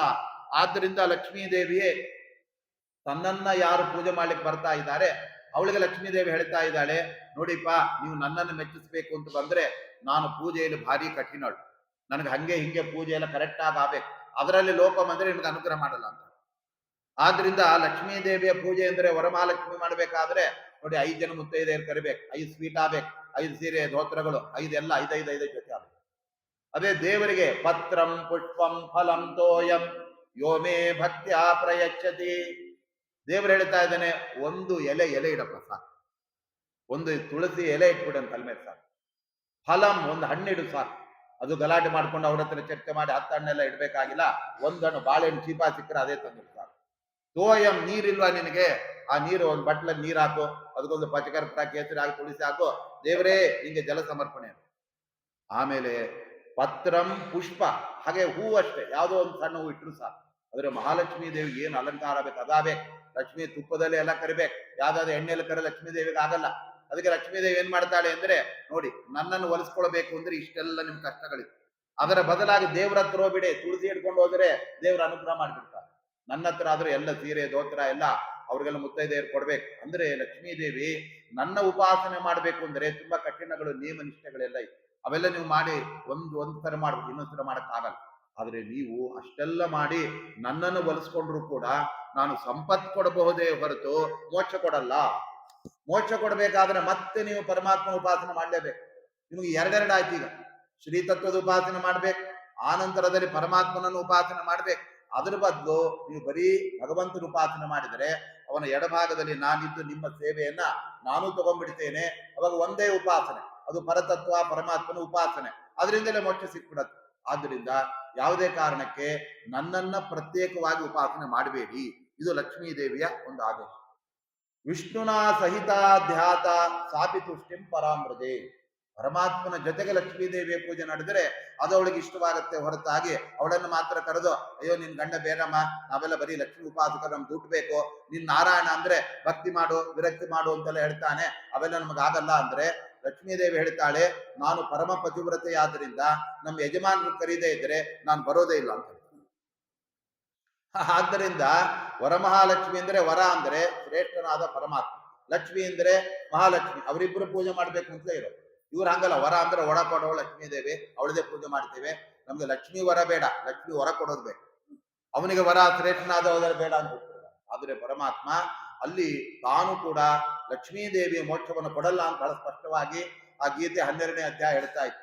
ಆದ್ರಿಂದ ನೋಡಿ, ಯಾರೋ ಒಬ್ಬ ಏನ್ ಮಾಡಿದ, ಮಠಕ್ಕೆ ಹೋದ, ಅಲ್ಲಿ ಸತ್ಯನಾರಾಯಣ ಪೂಜೆ ಚೆನ್ನಾಗಿ ಎಲ್ಲ ದೊನ್ನೆಯಲ್ಲಿ ಪ್ರಸಾದ ಕೊಡ್ತಾ ಇದ್ರು, ಅದಕ್ಕೆ ಎಷ್ಟು ಇಟ್ಟಿದ್ದಾರೆ, 100 ರೂಪಾಯಿ ಇಟ್ಬಿಡಿದ. ಇವನೇ ಮಾಡಿದ ಮೆತ್ತಗೆ ಅಡಿಗೆ ಮನೇಲಿ ಹೊಟ್ಟೋದು. ಬಟ್ರೆ ಬನ್ನಿ ಇಲ್ಲಿ ನಿಮ್ಗೊಂದು 20 ರೂಪಾಯಿ ಕೊಟ್ಬಿಡ್ತೇನೆ, ಒಂದು ದೊನ್ನೆಯಲ್ಲಿ ಹಾಕ್ಬಿಡಿ ಪ್ರಸಾದ. ಅವ್ನು ಹೇಳಿದ್ರಿ, ಮ್ಯಾನೇಜರ್ಗೆಲ್ಲ ಗೊತ್ತಾದ್ರೆ ನನ್ನ ಕೆಲಸದಿಂದ ತೆಗೆದು ಹಾಕ್ಬಿಡ್ತಾರೆ, ಮೆತ್ತಗಲ್ಲಿ ಹೋಗಿ ರಸೀದಿ ಬರೆಸಿ ಅಲ್ಲೇ ತಗೊಳ್ಳಿ ಅಂತ ಹೇಳ್ತಾನೆ. ಲಕ್ಷ್ಮೀ ದೇವಿ ಹೇಳೋದು ಹೀಗೆ, ನೀವು ನನ್ನ ಹತ್ರ ಬಂದು ನನಗೆ ಲಂಚ ಕೊಟ್ಬಿಟ್ಟು ಪೂಜೆ ಮಾಡಿ ಮೋಕ್ಷ ಪಡಿಬೇಕು ಅಂತಿದ್ದೀರಾ? ನಮಗೆ ಬಾಸ್ ನಾರಾಯಣ ಪರಮಾತ್ಮನ ಅಪ್ಪಣೆ ಇಲ್ಲದೆ ನಾನು ಮೋಕ್ಷ ಅಲ್ಲ ಏನೂ ಕೊಡಲಾಗಣ.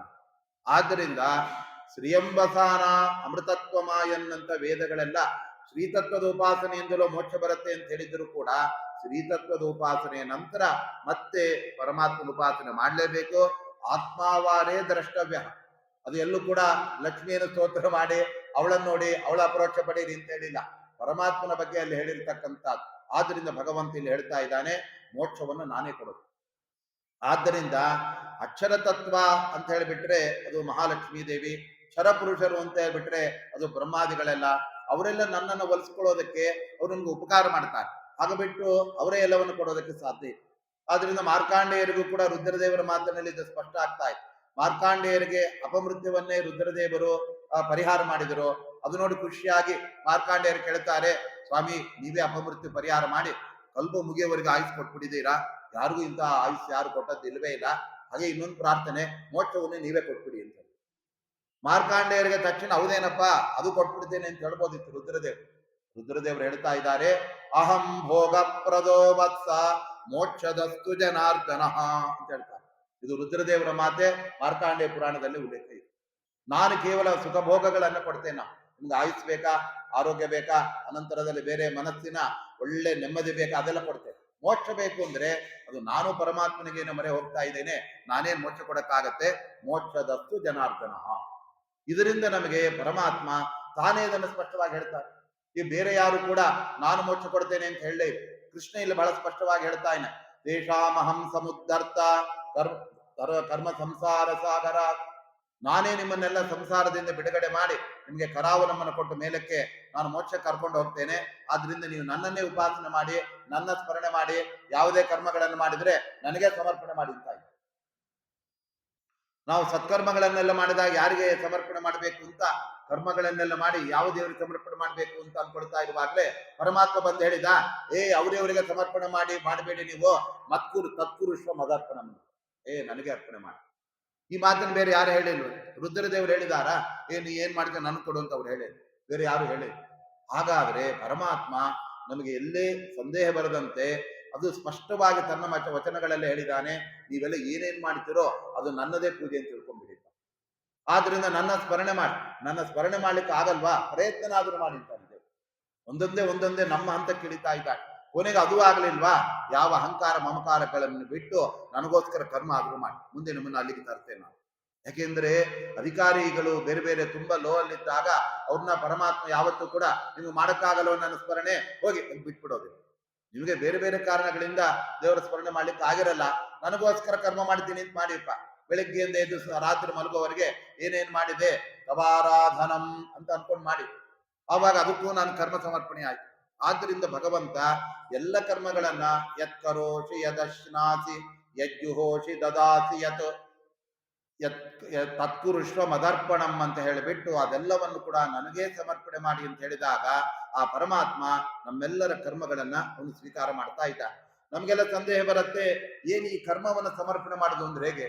ದೇವ್ರ ಹಣ್ಣು ಸಮರ್ಪಣೆ ಮಾಡ್ಬೋದು, ಬೇರೆ ಏನೆಲ್ಲ ಕೊಬ್ಬರಿ ಬಟ್ಲು ದೇವ್ರು ಕೊಡ್ಬೋದು. ಈ ಕರ್ಮ ಅಂದ್ರೆ ನಮ್ ಕೈಗೆ ಸಿಗೋದಿಲ್ಲ. ಒಂದ್ ಕರ್ಮ ಮಾಡುವಷ್ಟರಲ್ಲಿ ಆ ಕರ್ಮ ಅದು ಇನ್ನೊಂದ್ ಕಡೆ ಹೋಗ್ಬಿಡುತ್ತೆ, ಮತ್ತೊಂದು ಕರ್ಮ ಮಾಡ್ತೇವೆ, ಅದಕ್ಕೊಂದು ಆಕಾರ ಇಲ್ಲ. ಅಮೂರ್ತವಾದ ಕರ್ಮವನ್ನು ಹೇಗೆ ಸಮರ್ಪಣೆ ಮಾಡೋದು? ಅದಕ್ಕೆ ಪರಮಾತ್ಮ ಹೇಳ್ತಾ ಇದ್ದಾನೆ, ಕರ್ಮ ಸಮರ್ಪಣೆ ಮಾಡೋದು ಅಂದ್ರೆ ನನ್ನ ಕಾರಯಿತೃತ್ವ ಎಂಬ ಗುಣವನ್ನು ಚಿಂತನೆ ಮಾಡೋದೇ ಕರ್ಮ ಸಮರ್ಪಣೆ. ಸ್ವಾಮಿ ನೀನೇ ಮಾಡಿಸಿದ್ದು, ಅದು ನಿನಗೆ ಅರ್ಪಣೆ ಅನ್ನೋದೇ ಹೊರತು ಕರ್ಮ ಅಂದ್ರೆ ಅದೇನ್ ದೊಡ್ಡ ಹಲ್ವಾ ಅಲ್ಲ, ಅದೇನ್ ದೇವ್ರಿಗೆ ಇಷ್ಟ ಅಂದ್ರೆ ನನ್ ಕೊಡೋ ಅಂತ ಕೇಳಕ್ಕೆ ನೀನು ಮಾಡಿದೆ ಅಂತ ತಿಳ್ಕೊಳ್ಬೇಕು ಅಷ್ಟೇ ಪರಮಾತ್ಮ. ಆದ್ದರಿಂದ ಆ ಕಾರಯಿತೃತ್ವ ಗುಣವನ್ನ ಚಿಂತನೆ ಮಾಡ್ತಾ ಅದೆಲ್ಲವನ್ನ ನೀನೇ ಮಾಡಿಸಿದ್ದು ಸ್ವಾಮಿ ಅಂತ ಪರಮಾತ್ಮನಿಗೆ ನಾವು ಅರ್ಪಣೆ ಮಾಡ್ತೀವಿ. ನಾವೆಲ್ಲ ಉಪನ್ಯಾಸ ಎಲ್ಲ ಮುಗಿಯುವಾಗ ಕೊನೆಗೆ ಮಂಗಳ ಮಾಡೋದೇ. ಈ ಮಂಗಳ ಅಂದ್ರೆ ಏನಪ್ಪಾ ಅಂದ್ರೆ ಪರಮಾತ್ಮ ನೋಡಿ ಕೇಳಿದ್ದೆಲ್ಲ ಈ 7 ದಿನಗಳ ಕಾಲ ನಾನಲ್ಲ, ನನ್ನ ಒಳಗಡೆ ಇದು ಪರಮಾತ್ಮ ಕೇಳಿದಾನೆ, ಯಾರು ಕೇಳಿದಾನೋ ಅವನಿಗೆ ಸಮರ್ಪಣೆ. ಮತ್ತೆ ಹೇಳಿದ್ದು ನಾನಲ್ಲ ಸ್ವಾಮಿ ಹೇಳಿದ್ದು, ನನ್ನ ನಾಲಿಗೆಯಲ್ಲಿ ಕೂತ್ಕೊಂಡು ನೀನೇ ಹೇಳಿದ್ದು, ನಿನಗೆ ಸಮರ್ಪಣೆ. ಈಗ ಸಾಮೂಹಿಕವಾಗಿ ಇಲ್ಲಿ ನಡೆದಿರತಕ್ಕಂತಹ ಆ ಕರ್ಮಗಳನ್ನ ಪರಮಾತ್ಮನಿಗೆ ಸತ್ಕರ್ಮವನ್ನು ಅರ್ಪಣೆ ಮಾಡೋದೇನಿದೆ ಅದೇ ಅದರ ಉದ್ದೇಶ. ಆದ್ರಿಂದ ಒಬ್ಬನಲ್ಲಿ ನಿಂದಾಡುವನು ಬೇಡುವನು ಮತ್ತೊಬ್ಬನಲ್ಲಿ ಮಾತಾಡುವನು. ನೋಡಿ, ಎಲ್ಲಾ ಕ್ರಿಯೆಗಳು ಪರಮಾತ್ಮನ ಕ್ರಿಯೆ. ಯಾಕೆ ಅಂತ ಹೇಳಿದ್ರೆ ಯಾವುದೇ ಕ್ರಿಯೆಯನ್ನು ನಾವು ಮಾಡಬೇಕಾದ್ರೆ ಅಲ್ಲಿ ಪರಮಾತ್ಮ ನಮ್ಮಲ್ಲಿರುವ ಜ್ಞಾನಶಕ್ತಿ, ಕ್ರಿಯಾಶಕ್ತಿ, ಇಚ್ಛಾಶಕ್ತಿ ಇದನ್ನು ಉದ್ಬೋಧನೆಗೊಳಿಸ್ಬೇಕು. ಮಾಡಬೇಕಾದ್ರೆ ನಮ್ಮಲ್ಲಿ ಜ್ಞಾನ ಅದನ್ನೇ ಅವನೇ ಕೊಡ್ತಾನೆ.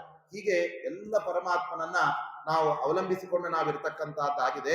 ಆ ದೃಷ್ಟಿಯಿಂದ ನಾವು ಯಾವುದನ್ನು ಕೂಡ ನಾವು ಸ್ವತಂತ್ರವಾಗಿ ಮಾಡ್ಲಿಕ್ಕಿಲ್ಲ, ಅದು ಪರಮಾತ್ಮ ಮಾಡ್ತಾನೆ ಎಂಬತಕ್ಕಂತಹ ಚಿಂತನೆ. ಅದರ ಜೊತೆಗೆ ಪರಮಾತ್ಮ 12ನೇ ಅಧ್ಯಾಯದಲ್ಲಿ ಈ ಪ್ರಕೃತಿಯ ಉಪಾಸನೆಯಿಂದ ಎಂದಿಗೂ ಮೋಕ್ಷ ಬರೋದಿಲ್ಲ, ಅದು ಮತ್ತೆ ಪುರುಷನ ಉಪಾಸನೆಯೇ ನಡಿಬೇಕು. ಅದನ್ನು ಮಾಡಿದ್ರು ಮತ್ತೆ ಇದು ತಪ್ಪಿದ್ದಲ್ಲ, ಅದು ಎರಡೂ ಕೂಡ ಮಾಡ್ಬೇಕಾಗತ್ತೆ. ನಿಮ್ಗೆ ಸುಲಭ ಆಗಬೇಕು ಅಂತ ಆದ್ರೆ ಬರೀ ಪರಮಾತ್ಮ ತತ್ವದ ಉಪಾಸನೆ ಮಾಡಿ, ಅವ ಲಕ್ಷ್ಮೀದೇವಿಯನ್ನು ಬೇಜಾರು ಮಾಡ್ಕೊಳ್ಳೋದು. ಯಾಕೆ ಅಂದ್ರೆ ನೀವು ಪರಮಾತ್ಮನ ಉಪಾಸನೆ ಮಾಡುವಾಗ ಅಲ್ಲಿ ನಾನು ಕೂಡ ಜೊತೆಗೆ ಇರ್ತೇನೆ, ಆದ್ದರಿಂದ ಅದು ನನಗೂ ಸಲ್ಲತ್ತೆ ಅಂತ. ಎಲ್ಲಿ ನಾವು ದೇವರ ಸ್ಮರಣೆ ಮಾಡುವಾಗ ನಾರಾಯಣ ಅಂದ್ರೆ ಲಕ್ಷ್ಮೀದೇವಿ, ಅವಳಿಗೆ ಅಯನ ಅಂದ್ರೆ ನೆಲೆಯಾದವ ಪರಮಾತ್ಮ, ಮತ್ತೆ ಲಕ್ಷ್ಮೀದೇವಿ ಸ್ಮರಣೆ ಆಗೋಯ್ತಲ್ಲ. ಇನ್ನು ಮಾಧವ ಅಂದ್ರೆ ಲಕ್ಷ್ಮೀದೇವಿ, ಅವಳಿಗೆ ಪತಿ ಅಂದ್ರೆ, ಹೀಗೆ ಎಲ್ಲ ಕಡೆ ಲಕ್ಷ್ಮೀದೇವಿ ಪರಮಾತ್ಮನ ಜೊತೆಗೆ ಅವಳು ಬೆರೆತು ಬಿಟ್ಟಿದ್ದಾಳೆ. ಅದು ಹೇಗಪ್ಪ ಅಂದ್ರೆ ಅವನ ದೇಹದಲ್ಲೇ ಅರ್ಧ ಭಾಗ ಲಕ್ಷ್ಮಿ ಆಗ್ಬಿಟ್ಟಿದ್ದಾಳೆ. ಆದ್ದರಿಂದ ನಾರದರು ಬಂದು ಅಲ್ಲಿ ಕೃಷ್ಣನನ್ನ ಸ್ವಾಮಿ ನೀನೊಬ್ಬನೇ ಸರ್ವೋತ್ತಮ, ನೀನೊಬ್ಬನೇ ಅಸಮಾನ ಅಂತ ಹೇಳಿದ್ರೆ ಪರಮಾತ್ಮ ಹೇಳ್ತಾನೆ, ಇಲ್ಲಿ ನಾನು ಒಬ್ಬನೇ ಇಲ್ಲ, ನನ್ನ ಎಡಭಾಗದಲ್ಲಿ ಲಕ್ಷ್ಮೀದೇವಿ ಇದ್ದಾಳೆ. ವಾಮೇಸ್ಯ ಅರ್ಧ ನಾರಾಯಣೋಹಂ ಅಂತ ಪರಮಾತ್ಮ ಹೇಳ್ತಾನೆ. ನನ್ನ ಎಡಭಾಗ ಎಲ್ಲ ಲಕ್ಷ್ಮೀದೇವಿ ಬಿಟ್ಟು ಕೊಟ್ಬಿಟ್ಟಿದೆ. ಅದಕ್ಕೆ ಎಡಭಾಗದ ಹೃದಯದಲ್ಲೇ ಲಕ್ಷ್ಮೀದೇವಿಯನ್ನ ಪರಮಾತ್ಮ ಇರಿಸ್ಕೊಂಡಿದ್ದಾನೆ. ಆದ್ರಿಂದ ಶ್ರೀವತ್ಸ ಅಂತ ದೇವರಿಗೆ ಹೆಸರು. ಹಾಗಾಗಿ ನೀನು ಲಕ್ಷ್ಮೀದೇವಿಯಿಂದ ಸಹಿತನಾದ ನನ್ನನ್ನ ಸರ್ವೋತ್ತಮ ಅಂತ ಹೇಳಬೇಕೇ ಹೊರತು ನನ್ನನ್ನು ಬಿಟ್ಟು ಬರೀ ಲಕ್ಷ್ಮೀದೇವಿಯನ್ನು ಬಿಟ್ಟು ಬರೀ ನನ್ನನ್ನು ಸರ್ವೋತ್ತಮ ಅಂತ ಹೇಳ್ಬೇಕು. ನಮ್ಮ ವ್ಯಾಸರಾಜ ಸ್ವಾಮಿಗಳು ದೇವ್ರ ಮೇಲೆ ದೇವ್ರ ನಾಮಗಳ ರಚನೆ ಮಾಡುವಾಗ ಮೊದಲೆಲ್ಲ ಕೃಷ್ಣ ಕೃಷ್ಣ ಅಂತ ಅಷ್ಟೇ ಇಟ್ಕೊಂಡು ದೇವ್ರ ನಾಮ ರಚನೆ ಮಾಡ್ತಾ ಇತ್ತು. ಅವಾಗ ಪರಮಾತ್ಮ ನೋಡಿದ, ಕೃಷ್ಣ ಪರಮಾತ್ಮ ಕನಸಲ್ಲಿ ಬಂದ್ಬಿಟ್ಟ, ಏನು ವ್ಯಾಸರಾಜರೇ ನಿಮ್ಗೇನು ಹೆಂಡತಿ ಇಲ್ಲ ಮಕ್ಕಳಿಲ್ಲ ಸನ್ಯಾಸಿಗಳು, ನನಗೆ ಅಷ್ಟ ಮಹಿಷಿಯರು ಷೋಡಶ ಏನು 16,008 ಮಹಿಷಿಯರು ಅಷ್ಟೆಲ್ಲ ಪತ್ನಿಯರು ಇರ್ಬೇಕಾದ್ರೆ ಒಬ್ಬ ಪತ್ನಿಯ ಹೆಸರಾದ್ರೆ ಹೇಳೋದು ಬೇಡವೇನಪ್ಪ. ಆದ್ರಿಂದ ನೀನು ಸನ್ಯಾಸಿ ಅನ್ಕೊಂಡು ಬರೀ ಆತರ ನೀನು ಹೇಳಕ್ ಹೊರಟಿದೆಯಾ, ನಾಳೆಯಿಂದ ಚೇಂಜ್ ಮಾಡ್ಬಿಡು, ಶ್ರೀಕೃಷ್ಣ ಅಂತ ಆಗ್ಬೇಕು ಅಂತ ಹೇಳಿದ್ರು. ಯಾಕೆ ಅಂದ್ರೆ ಶ್ರೀಯನ್ನು ಬಿಟ್ಟು ಪರಮಾತ್ಮ ಎಲ್ಲೂ ಕೂಡ ಇರೋದಕ್ಕೆ ಸಾಧ್ಯ. ಆದ್ರಿಂದ ನಮ್ಮ ಆಚಾರ್ಯರು ನಮ್ಮ ಟೀಕಾಕೃತ್ವ ಎಲ್ಲೇ ಸ್ತೋತ್ರ ಮಾಡುವಾಗ ಶ್ರೀ ಅಪ್ಪತ್ತೇ ಅಂತ ಸ್ತೋತ್ರ ಮಾಡ್ತಾರೆ. ಲಕ್ಷ್ಮೀ ದೇವಿಯನ್ನು ಬೆರೆಸ್ಕೊಂಡೇ ಸ್ತೋತ್ರ ಮಾಡ್ತಕ್ಕಂಥ.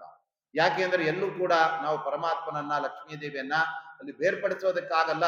ಬೇರೆ ಕಡೆ ಎಲ್ಲ ಹೇಗೆ ಅಂದ್ರೆ ಬರೀ ಲಕ್ಷ್ಮೀ ಬಿಟ್ಟು ಬಿಟ್ಟು ಪರಮಾತ್ಮನ ಸ್ತೋತ್ರ ಮಾಡಿ. ನಮ್ಮಲ್ಲಿ ಲಕ್ಷ್ಮೀ ದೇವಿ ಪರಮಾತ್ಮನ ತೊಡೆಯಲ್ಲಿ ಕೂತಿದ್ದಾಳೆ ಅಂತಲೇ ಚಿಂತನೆ. ಬೇರೆ ಕಡೆ ಇಲ್ಲಿ ಲಕ್ಷ್ಮೀ ದೇವಿ ಅಮ್ಮನವರ ದೇವಸ್ಥಾನ, ಇಲ್ಲಿ ಬನ್ನಿ ದೇವರ ದೇವಸ್ಥಾನ ಅಂತ ಎರಡೆರಡು ಪ್ರತ್ಯೇಕ ಇಲ್ಲಿ ಬೇಕು. ವೈಕುಂಠದಲ್ಲೂ ಲಕ್ಷ್ಮೀನಾರಾಯಣ ಒಟ್ಟೊಟ್ಟಿಗೆ, ಇಲ್ಲೂ ಕೂಡ ಹಾಗೆ. ಆದ್ದರಿಂದ ಪರಮಾತ್ಮ ಲಕ್ಷ್ಮೀ ದೇವಿಯನ್ನ ತನ್ನ ಜೊತೆಗೆ ಇರಿಸಿಕೊಂಡಿದ್ದರೂ ಕೂಡ ಮೋಕ್ಷವನ್ನು ಕೊಡುವುದು ಅಸಾಧಾರಣ ಗುಣ, ಅದು ಪರಮಾತ್ಮ ಮಾತ್ರ. ಆದ್ರಿಂದ ಲಕ್ಷ್ಮೀ ದೇವಿ ಎಂದಿಗೂ ಕೂಡ ಮೋಕ್ಷವನ್ನು ಕೊಡೋದಕ್ಕೆ ಅಲ್ಲಿ ಸಾಧ್ಯ ಇಲ್ಲ. ಮೋಕ್ಷಕ್ಕೆ ಬೇಕಾದಂತಹ ಸಹಕಾರವನ್ನ ಮನಸ್ಸುಗಳ ಪ್ರೇರಣೆ ಅನಂತರದಲ್ಲಿ ಪರಮಾತ್ಮನ ಅಪ್ಪಣೆಯಂತೆ ಈ ಎಲ್ಲ ವಿರಿಜಾ ನದಿ ಅಂತ ಏನಿತ್ತೆ ಅದನ್ನ ನಾಶ ಮಾಡುವಾಗ ಲಕ್ಷ್ಮೀ ದೇವಿಯ ನೆರವಲ್ಲಿ ಇರುತ್ತೆ. ಸ್ವತಂತ್ರವಾಗಿ ಮೋಕ್ಷ ಕೊಡೋದು ಪರಮಾತ್ಮ. ಆದ್ದರಿಂದ ದೃಷ್ಟ್ಯಾದ್ಯ ಅಷ್ಟಕರ್ತೃತ್ವ ಹೇಳುವಾಗ ಮೋಕ್ಷಪ್ರದತ್ವ ಪರಮಾತ್ಮನ ಅಸಾಧಾರಣವಾದ ಗುಣ. ಮತ್ತೆ ಅಂತಹ ಪರಮಾತ್ಮನನ್ನು ಹೇಗೆ ಉಪಾಸನೆ ಮಾಡಬೇಕು ಎಂಬುದನ್ನ 15ನೇ ಅಧ್ಯಾಯದಲ್ಲಿ ಆ ಕೃಷ್ಣ ಪರಮಾತ್ಮ ಹೇಳಿದಾನೆ. ಇಡೀ ಜಗತ್ತಿನಲ್ಲಿ 3 ವಸ್ತುಗಳಿದೆ. ಒಂದು ಜಡ ಪ್ರಪಂಚ, ಇನ್ನೊಂದು ಚೇತನ ಪ್ರಪಂಚ, ಅದು ಬಿಟ್ರೆ ನಾನೇ. ಯಾಕಂದ್ರೆ ಪರಮಾತ್ಮ ಈ ಎರಡರಲ್ಲೂ ಸೇರಿಲ್ಲ. ಅವನು ಜಡದಲ್ಲೂ ಸೇರಿಲ್ಲ, ಮತ್ತೆ ಚೇತನದಲ್ಲೂ ಸೇರಿಲ್ಲ, ಅವೆರಡಕ್ಕಿಂತ ವಿಭಿನ್ನನಾಗಿದ್ದಾನೆ. ಆದ್ರಿಂದ ಮೊಟ್ಟ ಮೊದಲನೇದಾಗಿ ಈ ಎಲ್ಲ ಜಡವಾದಂತಹ ವಸ್ತು ಏನಿದೆ ಅದೆಲ್ಲವೂ ಕೂಡ ಅದು ಜಡಕ್ಕೂ ಪರಮಾತ್ಮನಿಗೆ ಭೇದವನ್ನು ನಾವು ತಿಳ್ಕೊಳ್ಬೇಕು. ಅನೇಕರು ಪರಮಾತ್ಮನೇ ಜಗತ್ತಾಗ್ಬಿಟ್ಟ, ಹೇಗೆ ನೋಡಿ ಆ ಎಲ್ಲ ಜೇಡರು ಹುಳು ಅದೇ ಎಲ್ಲ ಅದು ನೂಲಾಗತ್ತಲ್ಲ, ಬಲೆ ಆಗತ್ತಲ್ಲ, ಆ ತರ ಪರಮಾತ್ಮನೇ ಜಗತ್ತಾಗಿದ್ದಾನೆ. ಶಾಸ್ತ್ರ ಹೇಳ್ತಾ ಇದೆ ಪರಮಾತ್ಮನೇ ಜಗತ್ತಾಗಿದ್ದಲ್ಲ, ಈ ಜಗತ್ತು ನಶ್ವರ, ಪರಮಾತ್ಮ ಶಾಶ್ವತ, ಅವನು ಅಪ್ರಾಕೃತ, ಈ ಜಗತ್ತು ಪ್ರಾಕೃತ. ಆದ್ರೆ ಪ್ರಳಯ ಕಾಲದಲ್ಲಿ ಈ ಎಲ್ಲ ಪಂಚಭೂತಗಳನ್ನ, ಗುಣತ್ರಯಗಳನ್ನ, ಆಮೇಲೆ ಮಹತ್ತತ್ವವನ್ನ ಏನು ಪರಮಾತ್ಮ ನುಂಗಿ ಹೊಟ್ಟೆಯಲ್ಲಿ ಇಟ್ಕೊಂಡ್ಬಿಟ್ಟಿದ್ನಲ್ಲ, ಆ ಹೊಟ್ಟೆಯಿಂದ ಅಲ್ಲಿ 14 ದಳಗಳೆಂಬ ಆ ಕಮಲ ದೇವರ ಹೊಕ್ಕಳಲ್ಲಿ ಹುಡುಕಂತೆ. ಅಂದರೆ ನೋಡಿ ಪರಮಾತ್ಮ ಹೊಕ್ಕಳಿನಿಂದ ಅಲ್ಲಿ ಬ್ರಹ್ಮಾಂಡ ಸೃಷ್ಟಿ ಮಾಡ್ತಾ ಇದ್ದ. ಅಲ್ಲರಿ ಹೊಕ್ಕಳಿನಿಂದ ಎಲ್ಲಾದ್ರೂ ಸೃಷ್ಟಿ ಆಗತ್ತಾ? ಅದು ಹೊಟ್ಟೆಯಿಂದ ಸೃಷ್ಟಿ ಆಗುತ್ತಾನೆ. ಇದೆಲ್ಲ ಎಲ್ಲಿದೆ ಅಂದ್ರೆ ಅದಕ್ಕೆ ಉಪನಿಷತ್ತು ತನ್ನ ಹೊಕ್ಕಳಿನಿಂದಲೇ ಸೃಷ್ಟಿ ಮಾಡುವ ಈ ಒಂದು ಜೇಡರ ಹುಳುವನ್ನ ಉದಾಹರಣೆ ಕೊಡ್ತಾ ಇದೆ. ಯಥೋರ್ಣನಾಭಿಹಿ, ಅದಕ್ಕೆ ಹೆಸರೇ ಊರ್ಣನಾಭಿ ಅಂತ. ಊರ್ಣ ಅಂದ್ರೆ ಈ ಎಲ್ಲ ಬಲೆ, ಅದು ಎಲ್ಲಿಂದ ಬರುತ್ತೆ ಅಂದ್ರೆ ನಾಭಿ, ಅದರ ಹೊಕ್ಕಳಿನಿಂದ ಬರುತ್ತೆ. ನೋಡಿ ಎಷ್ಟು ವಿಚಿತ್ರ ಇದೆ. ಒಂದೊಂದು ಪ್ರಾಣಿಗಳು ಎಷ್ಟೆಷ್ಟು ವಿಚಿತ್ರವಾಗಿ ಆ ಪ್ರಾಣಿಗಳಿಂದ ಸೃಷ್ಟಿ ಮಾಡ್ತಾ ಇರೋ. ಅದು ಚೇಳು ಅದೆಲ್ಲ ತನ್ನ ಬೆನ್ನಿನಿಂದ ಮರಿಗಳನ್ನು ಸೃಷ್ಟಿ ಮಾಡುತ್ತೆ.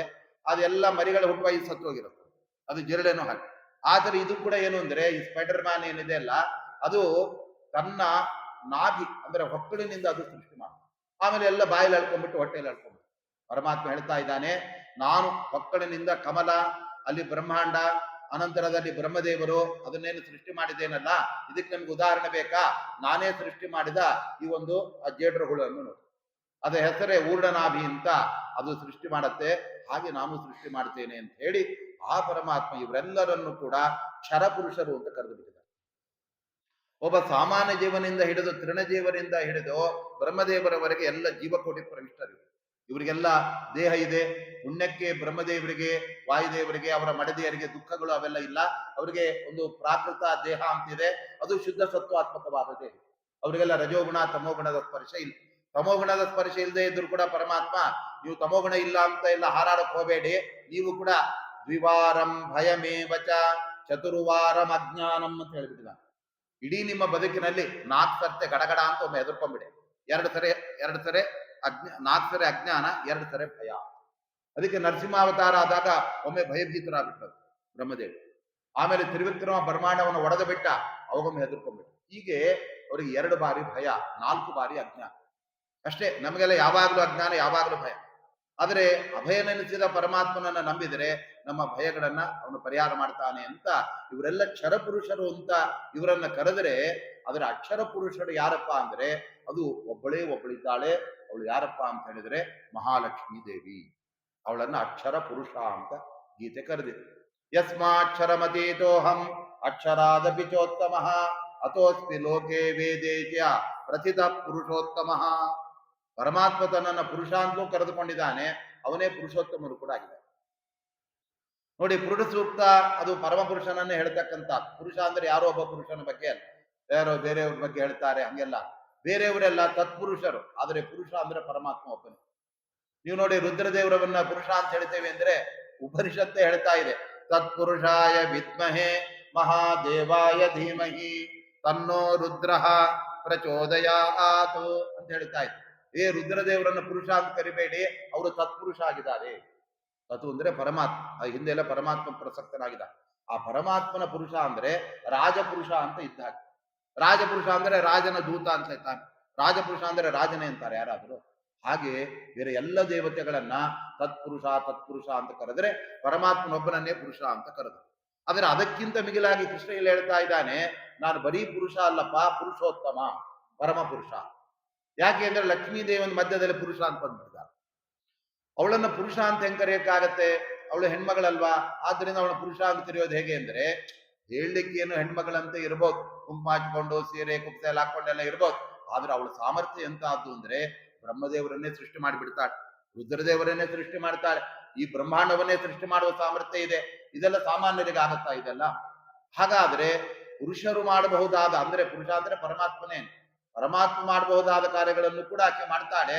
ಆದ್ರೆ ಕೊನೆಗೆ ಇದೆಲ್ಲ ನಾನ್ ಮಾಡಿದ್ದಲ್ಲ, ನಮ್ಮ ಯಜಮಾನರು ನನ್ನಲ್ಲಿ ಶಕ್ತಿ ತುಂಬಿದ್ದಾರೆ, ಅದರಿಂದ ಮಾಡಿದ್ದು ಅಂತ ಆಕೆ ಹೇಳ್ತಾ, ನಾನೇ ಸ್ವತಂತ್ರವಾಗಿ ಮಾಡಿದ್ದು, ನಮ್ಮ ಯಜಮಾನರೇನು ಬೇಕಾಗಿಲ್ಲ, ಹಾಗೆಲ್ಲ ಇಲ್ಲ. ಮಮ ಯೋನಿಹಿ ಅಪ್ಸು ಅಂತಸ್ಸ ಮುದ್ರೇ ಅಂತ ಹೇಳ್ತಾ, ಎಲ್ಲವನ್ನ ನಾನು ಮಾಡ್ತೇನೆ, ಆದ್ರೆ ಸ್ವತಂತ್ರವಾಗಿ ಮಾಡಲ್ಲ. ಇದಕ್ಕೆಲ್ಲ ಕಾರಣ ಒಬ್ಬ ವ್ಯಕ್ತಿ ಇದ್ದಾನೆ. ಅವನು ಯಾರಪ್ಪ ಅಂದ್ರೆ ಸಮುದ್ರಾಂತಸ್ಥನಾದ ವ್ಯಕ್ತಿ. ನಾರಾಯಣ ಸ್ಪಷ್ಟವಾಗಿ ಹೇಳ್ಬೋದಾಗಿ. ಅದೇ ಪತಿವ್ರತೆಯರೆಲ್ಲ ತಮ್ಮ ಪತಿ ಹೆಸರನ್ನ ಎಲ್ಲಂದ್ರಲ್ಲಿ ಹೇಳ್ಬಾರ್ದು. ಎಲ್ಲೋ ದೇವಸ್ಥಾನಕ್ಕೆ ಬಂದಾಗ ನಿಮ್ಮ ಮನೆಯವ್ರ ಹೆಸರು ಹೇಳಿ, ನಕ್ಷತ್ರ ಹೇಳಿದ್ರೆ ಅಯ್ಯೋ ನಂಗೆ ಹೇಳಕ್ ಆಗಲ್ಲ ಅಂತ ಹೇಳ್ಬಾರ್ದು, ಮತ್ತೆ ಪುರೋಹಿತರಿಗೆ ಗೊತ್ತಾಗುತ್ತೆ. ಅಲ್ಲೆಲ್ಲ ಹೇಳ್ಬೋದು, ತೊಂದರೆ. ಆದ್ರೆ ಮನೆಯಲ್ಲಿ ರಮೇಶ್ ಬನ್ರಿ, ರಮೇಶ್ ಹೋಗಿ ಅಂತೆಲ್ಲ ಗಂಡನ್ ಕರಿಬಾರ್ದು. ಆ ಕರೆದ್ರೆ ಅವ್ರ ಆಯುಷ್ಯ ಚಿನ್ನ. ಹಾಗಾಗಿ ಆಕೆ ಸ್ಪಷ್ಟವಾಗಿ ಹೇಳ್ತಾ ಇದ್ದಾಳೆ, ಅಪ್ಸು ಅಂತಃ ಸಮುದ್ರೇ, ಕ್ಷೀರ ಸಮುದ್ರದಲ್ಲಿ ಇರತಕ್ಕಂತಹ ಯಜಮಾನ ಅವ್ರು ಯಾರಪ್ಪ? ಪರಮಾತ್ಮನೇ. ಸಮುದ್ರ ಅಂತಸ್ತತ್ವ ದೇವರಿಗೆ ಮಾತ್ರ ಬರುತ್ತೆ, ಬೇರೆಯವರೆಲ್ಲ ಸಮುದ್ರ ತೀರದಲ್ಲಿ ಇರ್ತಾರಷ್ಟೇ. ಮಧ್ಯೆ ಹೋಗಕ್ ಹೋದ್ರೆ ಪೂರ್ತಿ ಮಧ್ಯೆ ಹೊಟ್ಟೋಗಿ ಯಾವ್ದೋ ಮೊಸಳೆಗೋ ತಿಮಿಂಗ್ಲಕ್ಕೋ ಆಹಾರ ಹೋಗ್ಬೇಕು. ಆದ್ರಿಂದ ನೋಡಿ, ಕ್ಷೀರಾಬ್ಧೇಹೇ ತೀರಮಾಯಯವು ಅಂತ ಭಾಗವತ ಹೇಳೋದು. ಬ್ರಹ್ಮದೇವರು ಬಂದರೂ ಕೂಡ ಕ್ಷೀರ ಸಮುದ್ರದ ದಡದ ಹತ್ರ ನಿಂತ್ಕೊಂಡಿದ್ದಾರಷ್ಟೇ. ಅಲ್ಲೇ ಹೋಗ್ಬಿಟ್ಟು ಸ್ವಾಮಿ ಹೇಗಿದ್ರು ನಾನು ನಿನ್ ಮಗ ಅಲ್ವಾ, ಬರ್ತೀನಿ, ಹಾವಿನ ಮೇಲೆ ಕೂರ್ತೀನಿ, ಅವೆಲ್ಲ ಇಲ್ಲ. ದೂರ ನಿಂತ್ಕೊಂಡು ಅಲ್ಲೇ ಸ್ತೋತ್ರ ಮಾಡ್ಬೇಕು. ಸಮುದ್ರದ ಅಂತಸ್ತತ್ವ ಕೇವಲ ಪರಮಾತ್ಮನಿಗೆ ಮಾತ್ರ. ಅದಕ್ಕೆ ನಾರಾಯಣೋಪನಿಷತ್ತು ಹೇಳ್ತಾ ಇತ್ತು, ಯಮಂತಃ ಸಮುದ್ರೇ ಕವಯೋ ವಯಂತೆ ಯದಕ್ಷರೇ ಪರಮೇ ಪ್ರಜಾ. ಅಂತಃ ಸಮುದ್ರ ಅದು ಏನು? ಪ್ರಳಯ ಕಾಲದ ಸಮುದ್ರ, ಯಾವ್ದಾವ್ದೋ ಸಮುದ್ರ. ಅಂತಹ ಸಮುದ್ರದ ಮಧ್ಯದಲ್ಲಿರುವ ನಾರಾಯಣ, ಅದು ಬೇರೆ ಯಾರು ಆಗ್ಲಿಕ್ಕೆ ಸಾಧ್ಯ ಇಲ್ಲ ಅಂತ ಅಲ್ಲಿ ಲಕ್ಷ್ಮೀದೇವಿ ಹೇಳಿ, ತನ್ನ ಆ ಬಗೆಯಾಗಿರ್ತಕ್ಕಂತಹ ಮಹಿಮೆ ಎಲ್ಲ ಪರಮಾತ್ಮನಿಂದ ಅದು ಬಂದಿದ್ದು ಅಂತ ಹೇಳ್ತಾ ಇದ್ದಾಳೆ. ಅವಳು ಅಕ್ಷರ ಪುರುಷಳಾಗಿದ್ದಾಳೆ. ಇವರಿಬ್ಬರಲ್ಲೇ ಯಾರು ಒಬ್ಬನು ಪರಮಾತ್ಮ ಅಲ್ಲ, ಅವರಿಬ್ಬರಿಗಿಂತ ಬೇರೆ ಅಂತ ಇದ್ದಾನೆ ದೇವರು. ಕೆಲವರೆಲ್ಲ ಲಕ್ಷ್ಮೀ ತತ್ವವನ್ನು ಪ್ರತ್ಯೇಕ ಹೇಳೋದೇ ಇಲ್ಲ, ಅದು ದೇವರಲ್ಲೇ ಸೇರಿಬಿಟ್ಟಿದೆ ಬಿಡಿ, ಪ್ರತ್ಯೇಕ ಇಲ್ಲೇ ಇಲ್ಲ ಅಂತ. ಒಂದು ಜೀವ, ಒಂದು ಜಡ, ಪರಮಾತ್ಮ ಅಲ್ಲರಿ. ಪರಮಾತ್ಮ ಲಕ್ಷ್ಮಿ ಅಲ್ಲ, ಲಕ್ಷ್ಮಿ ಬೇರೆ, ಪರಮಾತ್ಮ ಬೇರೆ. ಮತ್ತೆ ಲಕ್ಷ್ಮಿನ ಎಲ್ಲಿ ಸೇರಿಸಿದ್ರು? ಅವೆಲ್ಲ ಗೊತ್ತಿಲ್ಲ ರೀ. ಜೀವ, ಜಡ, ಪರಮಾತ್ಮ, ಅದು ಯಾವ್ದೋ ಒಂದು ತ್ರೈತ ಸಿದ್ಧಾಂತ ಅಂತ ಆಂಧ್ರದಲ್ಲೆಲ್ಲ ಬರ್ತಾ ಇದೆ. ಅವ್ರು ಯಾವ್ದು ಅಂದ್ರೆ ಇದೇ ಮೂರು, ಒಂದು ಜೀವ, ಆಮೇಲೆ ಜಡ, ಜೀವ, ಪರಮಾತ್ಮ. ಲಕ್ಷ್ಮಿಯಲ್ಲಿ ಲಕ್ಷ್ಮಿಗೆ ಸ್ಥಾನನೇ ಇದೆ. ಆದ್ರೆ ನಮ್ಮ ಶ್ರೀಮದ್ ಆಚಾರ್ಯರು ಅದು ಪ್ರತ್ಯೇಕವಾಗಿ ಅಕ್ಷರ ಪುರುಷ, ಅದು ಶ್ರೀತತ್ವ ಪರಮಾತ್ಮನಿಗಿಂತ ಸ್ವಲ್ಪ ಕೆಳಗಿದೆ, ಆಮೇಲೆ ವಾಯುದೇವರು ಬ್ರಹ್ಮದೇವರಿಗಿಂತ ಮೇಲ್ಗಡೆ ಇದೆ, ಮಧ್ಯದ ಎಡ್ಜು. ಅವಳೇನು ಸಾಮಾನ್ಯಲ್ಲ, ಅಸ್ವತಂತ್ರಲ್ಲೇ ಅಗ್ರಗಣ್ಯ. ಅವಳಿಗೆ ಯಾವ ಸಂಸಾರ ಎಲ್ಲ ಇಲ್ವೇ. ಬ್ರಹ್ಮಸೂತ್ರಗಳಲ್ಲಿ ಪರಮಾತ್ಮನ ಬಗ್ಗೆ ಹೇಳಿ, ಓಂ ಸಮನಾಚಾಸ್ರ ತರ್ಭಕ್ರಮಾತ್ ಅಂತ ಹೇಳ್ಬಿಟ್ಟಿದೆ. ಅವಳಿಗೆ ಸಂಸಾರವೇ ಶುರುವಾಗಿಲ್ಲ, ಇನ್ನು ಸಂಸಾರದಿಂದ ಬಿಡುಗಡೆ ಎಲ್ಲಿ ಅಂತ. ಯಾರಿಗೆ ಸಂಸಾರ ಇದೆಯೋ ಅವ್ರಿಗೆ ಅದರಿಂದ ಬಿಡುಗಡೆ. ಜೈಲಲ್ಲಿ ಯಾರು ಇರ್ತಾರೆ, ಹೋದವ್ರಿಗೆ ಕೇಳ್ತಾರೆ, ಯಾವಾಗ್ರಿ ಜೈಲಿಂದ ಬಿಡುಗಡೆ? ಈ ಹೊರಗಡೆ ಇರೋ ಜೈಲರಿಗೆ ಅವ್ರ ಬಿಡುಗಡೆ ಏನ್ ಬಂತು? ಯಾವಾಗ ಬೇಕಾದ್ರೆ ಬರ್ತಾನೆ, ಯಾವಾಗ ಹೋಗ್ತಾನೆ. ಹಾಗೆ ಲಕ್ಷ್ಮೀದೇವಿಗೆ ಎಲ್ಲೂ ಕೂಡ ಸಂಸಾರ ಬಂಧನ ಶುರುವೇ ಆಗಿಲ್ಲ. ಯಾಕೆ ಅಂದ್ರೆ ಅವಳು ಕೂಡ ಅನಾದಿ ಕಾಲದಿಂದ ನಿತ್ಯ ಮುಕ್ತಳಾಗಿದ್ದ ಪರಮಾತ್ಮನಂತೆ. ಆದ್ರೆ ಅವಳಿಗೊಂದು ಸ್ಥಾನ ಎಲ್ಲಪ್ಪ ಅಂದ್ರೆ ಅಸ್ವತಂತ್ರ ಚೇತನರಲ್ಲಿ ಅವಳು ಅಗ್ರಗಣ್ಯಳಾಗಿದ್ದಾಳೆ. ಮತ್ತೊಂದು ಕಡೆಯಿಂದ ಈಶಕೋಟಿ ಪ್ರವಿಷ್ಟಳೆ ಆಗ್ಬಿಟ್ಟಿದ್ದಾಳೆ. ಈ ಬೇರೆ ಜೀವರಿಗೆಲ್ಲ ಸ್ವಲ್ಪ ಬೇರೆ ಎಲ್ಲ ಇರತ್ತೆ, ಪ್ರಾರಬ್ಧಗಳು ಅಂತ ಇರತ್ತೆ. ಕೆಲವರಿಗೆ ಪ್ರಾರಬ್ಧ ದುಃಖವೂ ಇರುತ್ತೆ, ಪ್ರಾರಬ್ಧದ ಸುಖ ದುಃಖಗಳಿರತ್ತೆ. ಈ ವಾಯುದೇವರಿಗೆ ಬ್ರಹ್ಮದೇವರಿಗೆಲ್ಲ ಪ್ರಾರಬ್ಧ ಇದೆ, ಪ್ರಾರಬ್ಧ ಸುಖ ಇದೆ ಹೊರತಾಗಿ ಪ್ರಾರಬ್ಧ ದುಃಖ ಇಲ್ಲ. ಯಾಕಂದ್ರೆ ದುಃಖ ಪಾಪಕರ್ಮದಿಂದ ಬರುತ್ತೆ. ವಾಯುದೇವರಿಗೆ ಬ್ರಹ್ಮದೇವರಿಗೆ ಪಾಪಕರ್ಮಗಳೇ ಯಾವತ್ತೂ ಇಲ್ಲ. ಅವರು ಪಾಪ ಮಾಡೋ ಪ್ರಶ್ನೆನೇ ಇಲ್ಲ. ಬ್ರಹ್ಮದೇವರು ಹೇಳ್ತಾರೆ, ನಮೇ ಹೃಷಿಕಾಣಿ ಪತಂತಿ ಅಸತ್ಪಥೇ ಅಂತ ಹೇಳ್ತಾರೆ. ನಮ್ಮ ಇಂದ್ರಿಯಗಳು ಯಾವತ್ತೂ ಕೆಟ್ಟ ಕಡೆ ಹೋಗಿದ್ದೇ ಇಲ್ಲ ಅಂತ. ನಾವೆಲ್ಲ ಮೊಬೈಲ್ ನೋಡ್ಕೊಂಡು ಏನೋ ನೋಡಕ್ ಹೋದ್ರೆ ಅಲ್ಲೇ ಯಾವ್ದಾದ್ರು ಕೆಟ್ಟ ಕಡೆದೆಲ್ಲ ಬರಕ್ ಶುರು ಆಗ್ತದೆ. ಆದ್ರಿಂದ ನಮಗೆ ಅದು ಬೇಡ ಅಂದ್ರೆ ನಮ್ಗೆ ತಡೆಯಕ್ ಆಗೋದಿಲ್ಲ, ಬೇಡ ಅಂದ್ರೆ ನಮ್ಮ ಕಣ್ಣಿಗೆ ಬರುತ್ತೆ. ಆದ್ರೆ ಬ್ರಹ್ಮದೇವರು ಹೇಳ್ತಾರೆ, ನನ್ನ ಇಂದ್ರಿಯಗಳು ಯಾವತ್ತೂ ದೇವರನ್ನು ಬಿಟ್ಟು ಬೇರೆ ಕಡೆ ಹೋಗಿಲ್ಲ, ಅದು ಹೋಗೋದು ಇಲ್ಲ. ಹನುಮಂತ ದೇವರಲ್ಲೆಲ್ಲೋ ಲಂಕೆಯಲ್ಲಿ ಹೋಗಿರ್ತಾರೆ, ರಾತ್ರಿಯಲ್ಲಿ ಹೆಣ್ಮಕ್ಳೆಲ್ಲ ಮಲಗಿಬಿಟ್ಟಿರ್ತಾರೆ, ಅವರನ್ನು ನೋಡಿ ಹೆಂಗೆಂಗೋ ಮಲಗಿರ್ತಾರೆ. ಅಯ್ಯೋ ನನ್ನ ಬ್ರಹ್ಮಚರ್ಯ ಹೊಟ್ಟೋಯ್ತಾ ಅಂದ್ರೆ ಅವರೇ ಹೇಳ್ತಾರೆ, ನನ್ನ ಮನಸ್ಸು ರಾಮನ ಪಾದದಲ್ಲಿದೆ, ಕಣ್ಣು ಇವ್ರು ನೋಡ್ತಾ ಇದೆ, ಅದು ಲೆಕ್ಕಕ್ಕಿಲ್ಲ ಅಂತ. ಯಾಕೆಂದ್ರೆ ಅವರ ಚಿಂತನೆ ರಾಮಪಾದ ಚಿಂತನೆ ಮಾಡ್ಕೊಂಡು ಹೋಗ್ತಿದ್ದಾರೆ. ಕಣ್ಣು ಯಾರೋ ಸ್ತ್ರೀಯರನ್ನು ಹೆಂಗೋ ಹೆಂಗೋ ಇದ್ದವ್ರು ನೋಡಿದರೆ ಕಣ್ಣು ಯಾಕೆ? ನಮ್ಮ ಇಂದ್ರಿಯಗಳು ದುಷ್ಟಾಗೋದು, ಪಾಪ ಮಾಡೋದು ಯಾವಾಗ ಅಂದ್ರೆ ಮನಸ್ಸನ್ನು ಅಲ್ಲೇ ಇಟ್ಟು ಇಂದ್ರಿಯಗಳನ್ನು ಅಲ್ಲೇ ಇಟ್ಟರೆ ತಪ್ಪಾಗುತ್ತೆ. ಆದರೆ ಹನುಮಂತ ದೇವರ ಮನಸ್ಸು ರಾಮನ ಪಾದದಲ್ಲಿ, ಆದರೆ ಅವರ ಕಣ್ಣು ಅಲ್ಲಿ ಸ್ತ್ರೀಯರ ಬಗ್ಗೆ ಇದೆ. ನನಗೇನು ಅದೆಲ್ಲ ಅಂಟಿಲ್ಲ, ಯಾವ ಪಾಪಗಳು ತಚ್ಚಮೆ ಸುವ್ಯವಸ್ಥಿತಂ ಅಂತ. ನನ್ನ ಮನಸ್ಸು ಕರೆಕ್ಟ್ ಆಗಿದೆ, ನಾನು ಯಾವತ್ತೂ ಬೇರೆ ಸ್ತ್ರೀಯರು ನೋಡಿಲ್ಲ ಅಂತ ತಮ್ಮನ್ನೇ ತಾವು ಆತರ ಹೇಳ್ಕೊತಾರೆ. ಹಾಗೆ ಇವರಿಗೆಲ್ಲ ಸುಖ ಪ್ರಾರಬ್ಧ ಇದೆ, ಪರಮಾತ್ಮನಿಗೆ ಲಕ್ಷ್ಮೀ ದೇವಿಗೆ ಯಾವ ಪ್ರಾರಬ್ಧಗಳು ಕೂಡ ಇದೆ. ಆದ್ರಿಂದಾಗಿ ಆ ಹಿನ್ನೆಲೆಯಲ್ಲಿ ಅವಳದ್ದು ತುಂಬಾ ಉನ್ನತವಾದ ಸ್ಥಾನ ಇದೆ. ಅದನ್ನು ಕೂಡ ಶ್ರೀತತ್ವವನ್ನು ತಿಳ್ಕೊಂಡು ಪರಮಾತ್ಮನ ಸರ್ವೋತ್ತಮತ್ವವನ್ನು ತಿಳ್ಕೊಂಡ್ರೆ ಕೊನೆಗೆ ಪರಮಾತ್ಮ ಹೇಳ್ತಾ ಇದ್ದಾನೆ, ಇಷ್ಟು ತಿಳ್ಕೊಂಡ್ಬಿಟ್ರೆ ಇನ್ನು ತಿಳಿಬೇಕಾದದ್ದೇನು ಕೂಡ ಇಲ್ಲ. ಯಾಕೆಂದ್ರೆ ಮುಖ್ಯವಾದನ್ನು ತಿಳ್ಕೊಂಡ್ಬಿಟ್ರೆ ಆಗುತ್ತೆ, ಅದು ಬಿಟ್ಟು ಅಮುಖ್ಯವಾದಲ್ಲಿ ತಿಳ್ಕೊಳ್ಬೇಕಾದ ಅವಶ್ಯಕತೆ ಇಲ್ಲ. ಆದ್ದರಿಂದಾಗಿ ಏತದ್ ಬುದ್ಧ್ವಾ ಬುದ್ಧಿಮಾನ್ ಸ್ಯಾತ್ ಅಂತಾನೆ ಪರಮಾತ್ಮ. ಇದನ್ನು ತಿಳಿದವನೇ ನಿಜವಾಗ್ಲೂ ಕೂಡ ಬುದ್ಧಿವಂತ ಆಗ್ತಾನೆ. ಈ ಸರ್ವೋತ್ತಮತ್ವನ ತಿಳಿದೆ ಬೇರೆ ಎಷ್ಟು ತಿಳ್ಕೊಂಡ್ರು ಕೂಡ ಅವನು ದಡ್ಡನೆ ಪರಮಾತ್ಮನ ದೃಷ್ಟಿ. ಯಾಕೆಂದ್ರೆ ಮುಖ್ಯವಾದದ್ದು ಪರಮಾತ್ಮನ ಸರ್ವೋತ್ತಮತ್ವ. ಅದನ್ನು ಎಲ್ಲ ಶಾಸ್ತ್ರಗಳು ಹೇಳ್ತಾ ಇತ್ತು. ಅದನ್ನೇ ಮಹಾಭಾರತದ ಆರಂಭದಲ್ಲಿ ನಾರಾಯಣಂ ಸುರಗುರುಂ ಜಗದೇಕನಾಥಂ ಭಕ್ತ ಪ್ರಿಯಂ ಸಕಲ ಲೋಕ ನಮಸ್ಕೃತಂಚ ತ್ರೈಗುಣ್ಯವರ್ಜಿತಮಜಂ ವಿಭುಮಾದ್ಯಮೀಶಂ ವಂದೇ ಭವಗ್ನಂ ಅಮರ ಅಸುರ ಸಿದ್ಧವಂದ್ಯಂ. ಎಲ್ಲ ಭಗವಂತನ ಕ್ವಾಲಿಟಿ. ಈ ಒಂದೊಂದು ಕೂಡ ದೇವರ ಸರ್ವೋತ್ತಮತ್ವವನ್ನು ಹೇಳ್ತಾ ಇರುವಾಗ, ಇಲ್ಲ ರೀ ತ್ರಿಮೂರ್ತಿಗಳಲ್ಲಿ ಎಲ್ಲ ಒಂದೇನೆ, ಅವರು ದೊಡ್ಡವರು ಇವ್ರು ಚಿಕ್ಕವರು ಅಂದ್ರೆ ಅವ್ರು ಬೇಜಾರಾಗ್ಬಿಡತ್ತೆ. ಆದ್ರೆ ತ್ರಿಮೂರ್ತಿಗಳಲ್ಲೂ ಐಕ್ಯ, ಯಾರಲ್ಲೂ ಕೂಡ ಒಬ್ರು ದೊಡ್ಡವರು ಚಿಕ್ಕವರು ಅಂತ ಹೇಳಬಾರ್ದು. ಅಲ್ಲ ರೀ ಕೃಷ್ಣನ ಹೇಳಿದಾನೆ, ಹಾಗಾದ್ರೆ ಏನ್ ಮಾಡ್ಬೇಕು ನಾವು? ಕೃಷ್ಣ ಹೇಳಿದಾನೆ ನಾನು ಸರ್ವೋತ್ತಮ, ಇನ್ಯಾರು ಅಲ್ಲ. ನಾವು ಕೃಷ್ಣನ ಮಾತನ್ನು ನಂಬೇಕಾ, ನಿಮ್ಮ ಮಾತನ್ನು ನಂಬೇಕಾ?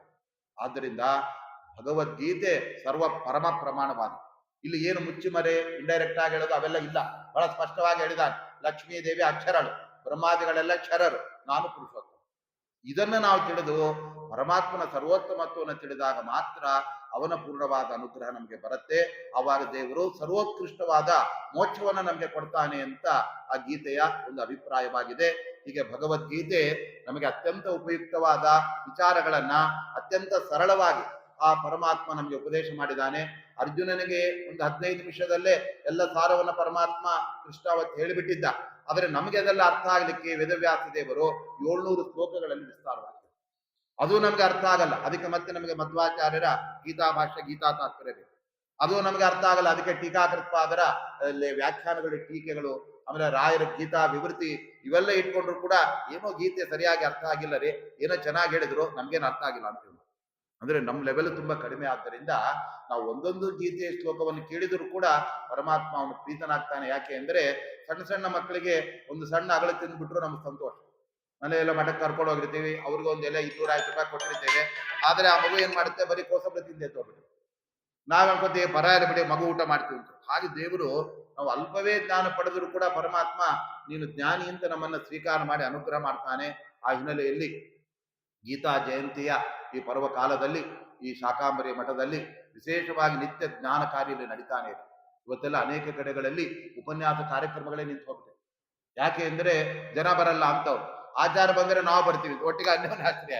ಆದರೆ ಇಲ್ಲಿ ನಿತ್ಯ ನಿರಂತರವಾಗಿ ಜ್ಞಾನ ಕಾರ್ಯ ನಡೆದು, ಯಾಕೆ ಅಂದ್ರೆ ಜ್ಞಾನ ಕಾರ್ಯಕ್ಕೆ ಯಾವಾಗಲೂ ಕೂಡ ಶ್ರೋತೃಗಳು ಕಡಿಮೆ, ಅವರಿಲ್ಲ ಅಂತ ನಾವು ನಿಲ್ಲಿಸಬಾರ್ದು. ನಿರಂತರ ಅದು ಭಗವತ್ ಪ್ರೀತಿಗೆ ಅದು ನಡೀತಾ ಇರ್ಬೇಕು. ಆ ತರ ನಿರಂತರ ಜ್ಞಾನ ಕಾರ್ಯ ನಡೆದು ರಾಯರ ಸನ್ನಿಧಾನ, ಗುರುಗಳ ವಿಶೇಷ ಸನ್ನಿಧಾನ ಇಲ್ಲಿ ನಡೀತಾ ಇದೆ. ಅವರ ಗೀತಾಭಿವೃದ್ಧಿ ಮುಂತಾದ ಗ್ರಂಥಗಳನ್ನ ರಾಯರ ಮುಂದೆ ಪ್ರವಚನ ಮಾಡಿದರೆ ರಾಯರು ಸಂತುಷ್ಟರಾಗಿ ತಮ್ಮ ಅನುಗ್ರಹವನ್ನು ದೊರಕುವಂತೆ ಮಾಡ್ತಾರೆ, ಭಗವಂತನ ಅನುಗ್ರಹವನ್ನು ಕೂಡ ಅವರು ದೊರಕುವಂತೆ ಮಾಡ್ತಾರೆ.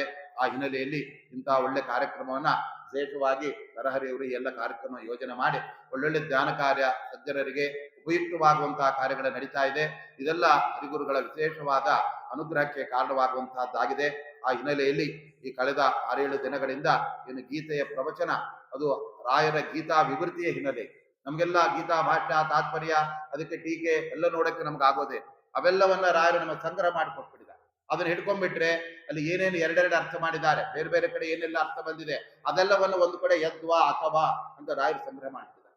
ಆದ್ದರಿಂದ ಅವರು ನೋಡಿ ಗೀತಾ ಭಾಷ್ಯದ ಟೀಕೆಗೂ ವ್ಯಾಖ್ಯಾನ ಮಾಡಿದ್ರು, ಗೀತಾ ತಾತ್ಪರ್ಯದ ಟೀಕೆಗೂ ಕೂಡ ವ್ಯಾಖ್ಯಾನ ಮಾಡಿದ್ರು, ತಾವು ಸ್ವತಂತ್ರವಾಗಿ ಗೀತಾ ವಿವೃತಿಯನ್ನು ಕೂಡ ರಚನೆ ಮಾಡಿದ್ರು. ಇದು ಯಾಕೆ ಅಂದ್ರೆ ಪರಮಾತ್ಮರ ಸೇವೆ ಮಾಡ್ಬೇಕು, ಗುರುಗಳ ಸೇವೆ ಮಾಡ್ಬೇಕು, ಅನಂತರದಲ್ಲಿ ಸಜ್ಜನರಿಗೆ ಎಲ್ಲ ಸಾರವನ್ನು ಕೊಡ್ಬೇಕು. ಇವತ್ತೆಲ್ಲ ತುಂಬಾ ವಿಸ್ತಾರವಾಗಿ ಹೇಳಿದ್ರೆ ಯಾರು ಕೇಳಕ್ಕೆ ರೆಡಿ ಇಲ್ಲ. ಬನ್ನಿ 1 ಗಂಟೆ ಹೇಳ್ತೇವೆ ಅಂದ್ರೆ ಇವತ್ತು ಯಾರಿಗೂ ಕೂಡ ಪುರುಸತ್ತೆ ಇಲ್ಲ. ನಾವು ನೋಡಿ ಮೊಬೈಲ್ ನೋಡುವಾಗ ಒಂದು ಕ್ಷಣ ನೋಡಕ್ಕೆ ರೆಡಿ, ಮತ್ತೆ ಕೈ ಹಿಂಗೆ ಹೋಗ್ತಾ ಇರೋದು, ಏಕಾಗ್ರತೆನೇ ಇಲ್ಲ. ನಮಗೆ ಟೈಮೇ ಇಲ್ಲ, ಸಾರವನ್ನಾದ್ರೂ ಕೂಡ ಅಲ್ಲಿ ಕೊಟ್ರೆ ಅನುಕೂಲವಾಗುತ್ತೆ ಅಂತ ಶ್ರೀಕೃಷ್ಣ ಗೀತಾದ್ಯುಕ್ತ ಅರ್ಥ ಸಂಗ್ರಹಂ ಕುರ್ಮಃ ಅಂತ ಅವರು ಪ್ರತಿಜ್ಞೆ ಮಾಡಿ ಆ ಗೀತೆಯ ಸಾರವನ್ನು ನಮಗೆ ರಾಘವೇಂದ್ರ ಸ್ವಾಮಿಗಳು ತಿಳಿಸ್ಕೊಟ್ಟಿದ್ದಾರೆ. ಆ ಗೀತಾ ವಿವೃತಿ ನಮಗೆ ಗೀತಾ ಪ್ರವಚನ ಮಾಡೋದಕ್ಕೆ ಒಂದು ಒಳ್ಳೆ ಕೈಪಿಡಿ ಇದ್ದಾರೆ. ಯಾಕೆಂದ್ರೆ ಅದು ಎಲ್ಲದರ ಸಂಗ್ರಹ ನಮಗೆ ಆ ತಾತ್ಪರ್ಯದ್ದೆಲ್ಲ ಕೊಟ್ಟಿದ್ದಾರೆ. ಅದರ ಹಿನ್ನೆಲೆಯಲ್ಲಿ ಯಥಾಮತಿಯಾಗಿ ಈ ಪ್ರವಚನ ಕಾರ್ಯ ಇಲ್ಲಿ ನನ್ನಿಂದ ಪರಮಾತ್ಮ ನಡೆಸಿದ್ದಾನೆ. ಇದರಿಂದ ಹರಿವಾಯುಗಳು ಪ್ರೀತರಾಗಿ ನಮಗೆಲ್ಲರಿಗೂ ಕೂಡ ಕೃಷ್ಣನ ಅನುಗ್ರಹ ದೊರಕುವಂತೆ ಮಾಡಿ ಅಂತ ಹೇಳ್ತಾ ಈ ವಾಕುಸಮವನ್ನ ಆ ಗುರುಗಳ ಪಾದಕ್ಕೆ ಪರಮಾತ್ಮನಿಗೆ ಸಮರ್ಪಣೆ ಮಾಡ್ತಾ ಇದ್ದೇನೆ. ಶ್ರೀ ಕೃಷ್ಣ.